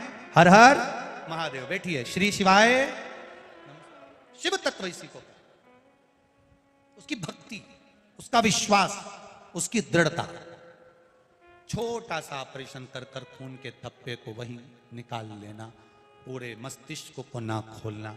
डॉक्टर भी कहता है ये किसी बाबा की कृपा के बिना, शिव कृपा के बिना, कोई दूसरा ही डॉक्टर बैठा रहता है वो अपने आप कर लेता है। उस जगह पर कोई दूसरा नहीं होता, केवल आपका विश्वास होता है शिव के प्रति। सोनक ऋषि के पास जाते जाते धर्मपत्नी ने कहा कि ये कौन का आश्रम है, ये कौन सा आश्रम है? कहा ये भुसुंडी बाबा का आश्रम है, यहाँ एक बड़े मुनि रहते हैं, बड़े बड़े तपस्वी हैं।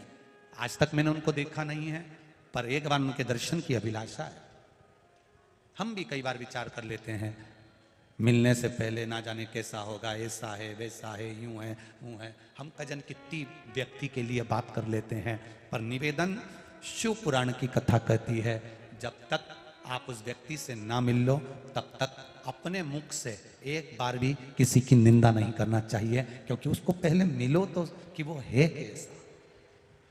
क्यों निंदा कर, क्यों बोल? चला मंदार शमी का हाथ पकड़कर भुसुंडी बाबा के आश्रम में प्रवेश कर गए, जहां पर भुसुंडी बाबा बैठकर तप साधना कर रहे थे। क्या देखा मंदार ने? भुसुंडी जी किसकी तप साधना कर रहे हैं? विनायक की। भगवान गणेश जी महाराज को भुरसुंडी बाबा सबसे ज्यादा चाहते थे तो उन्हीं की आराधना करते थे। एक बार श्री गणेश जी महाराज भुरसुंडी बाबा पर प्रसन्न हो गए और उन्होंने वर मांगने को कहा। तो भुरसुंडी बाबा ने वर में केवल एक ही चीज मांगी थी, आपका जैसा विग्रह है वैसा विग्रह मेरा कर दीजिए। तो भुरसुंडी जी को भी हाथी का मुंह लग गया था, हाथी का मुख लगा। अब भुरसुंडी जी को भी हाथी का मुख लगा।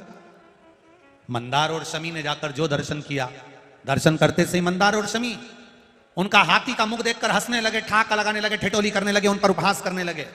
जब उन पर उपहास करने लगे और उपहास कर कर दो शब्द कहना चालू करा, शिव महापुराण की कथा फिर कह रही है, किसी को भी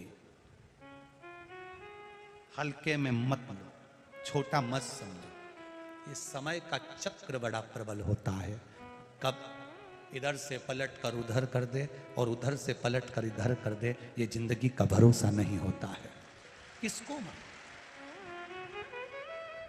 तो माताएं भोजन बनाती है ना, भोजन बनाने में जो हलवा बनाती है, हलवा बनाने में उसके हाथ में एक ऐसा चपटा सा रहता है, डंडा लगा हुआ, क्या कहते हैं उसको? पलटा। उसका नाम ही है पलटा। उसका एक ही काम है, नीचे का खींच के ऊपर करना, ऊपर का खींच के नीचे करना। शंकर जी का जो त्रिशूल है ना, वो भी पलटे जैसा ही है।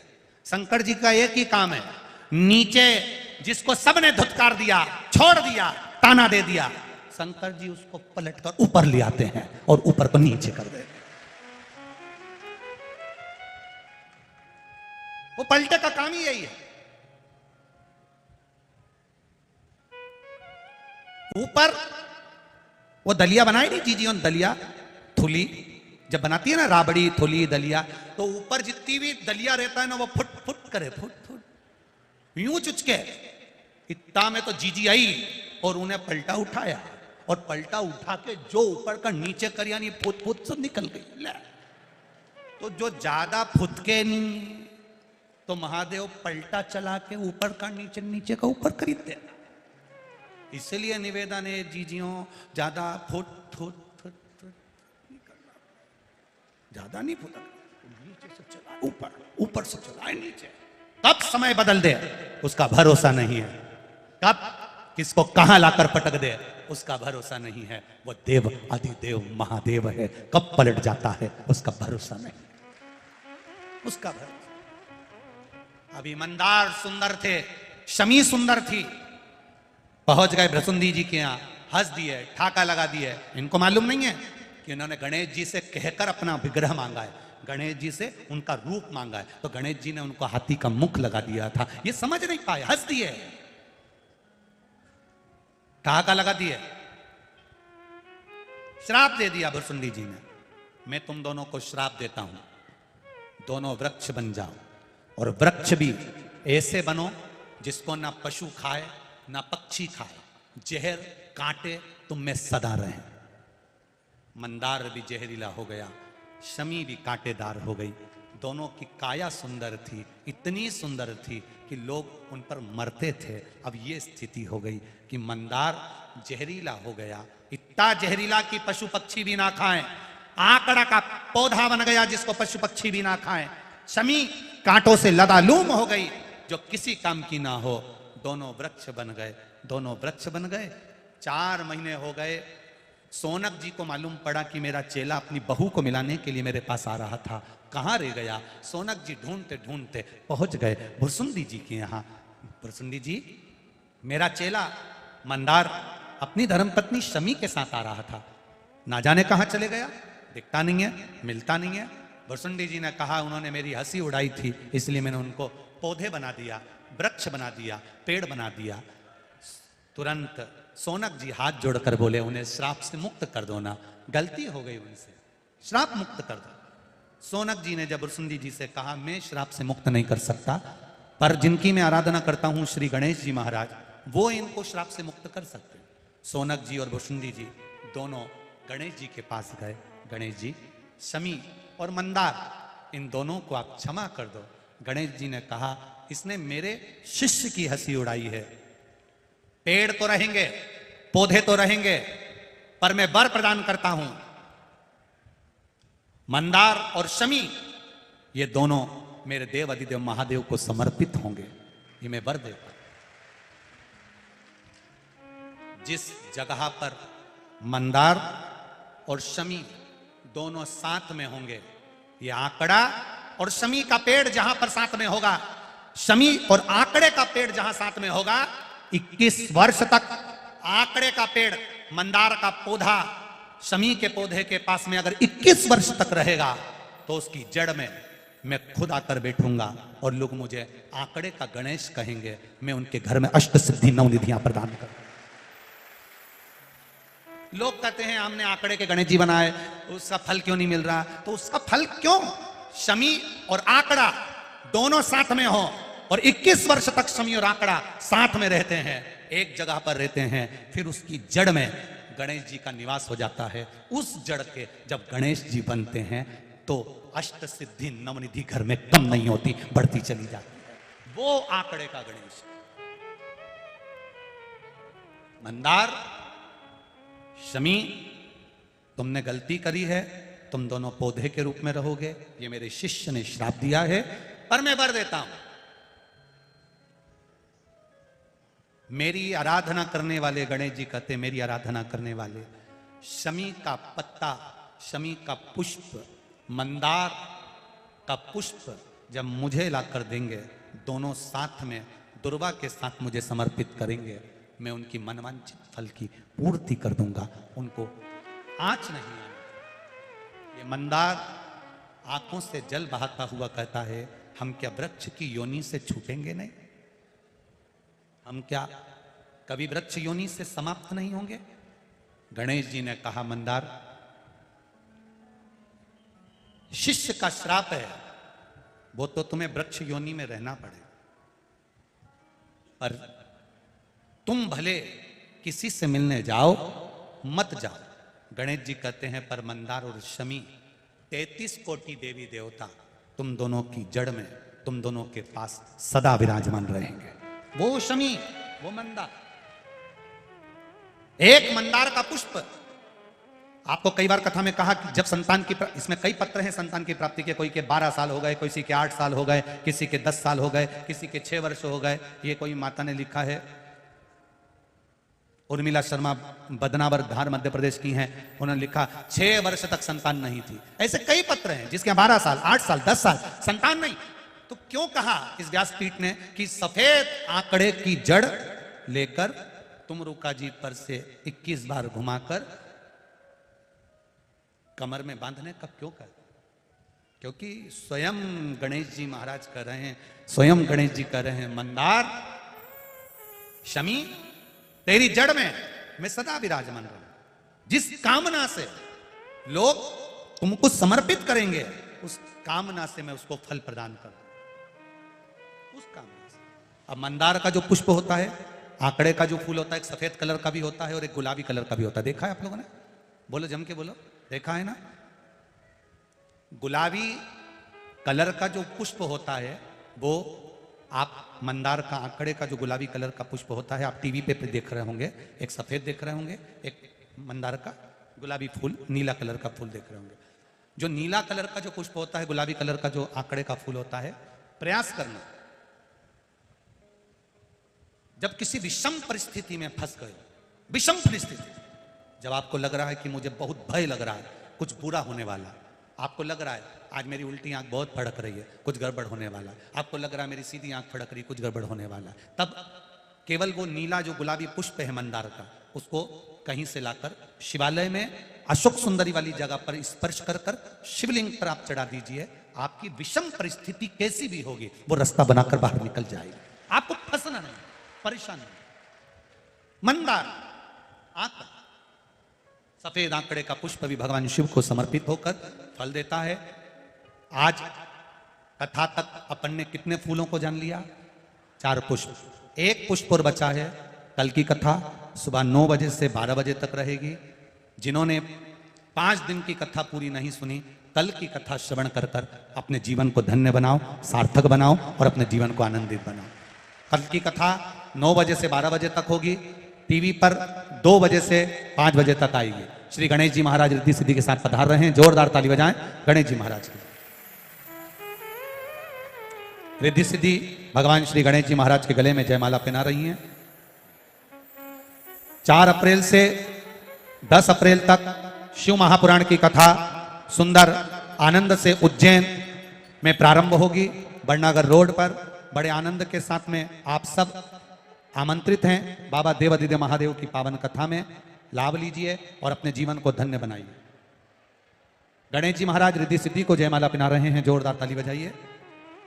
रिद्धि सिद्धि वापिस श्री गणेश जी महाराज को अपनी जयमाला चढ़ा रही हैं। गणेश जी रिद्धि सिद्धि के कंधे पर अपना हस्त कमल रख रहे हैं। हर हर महादेव। जय जय श्री राधे।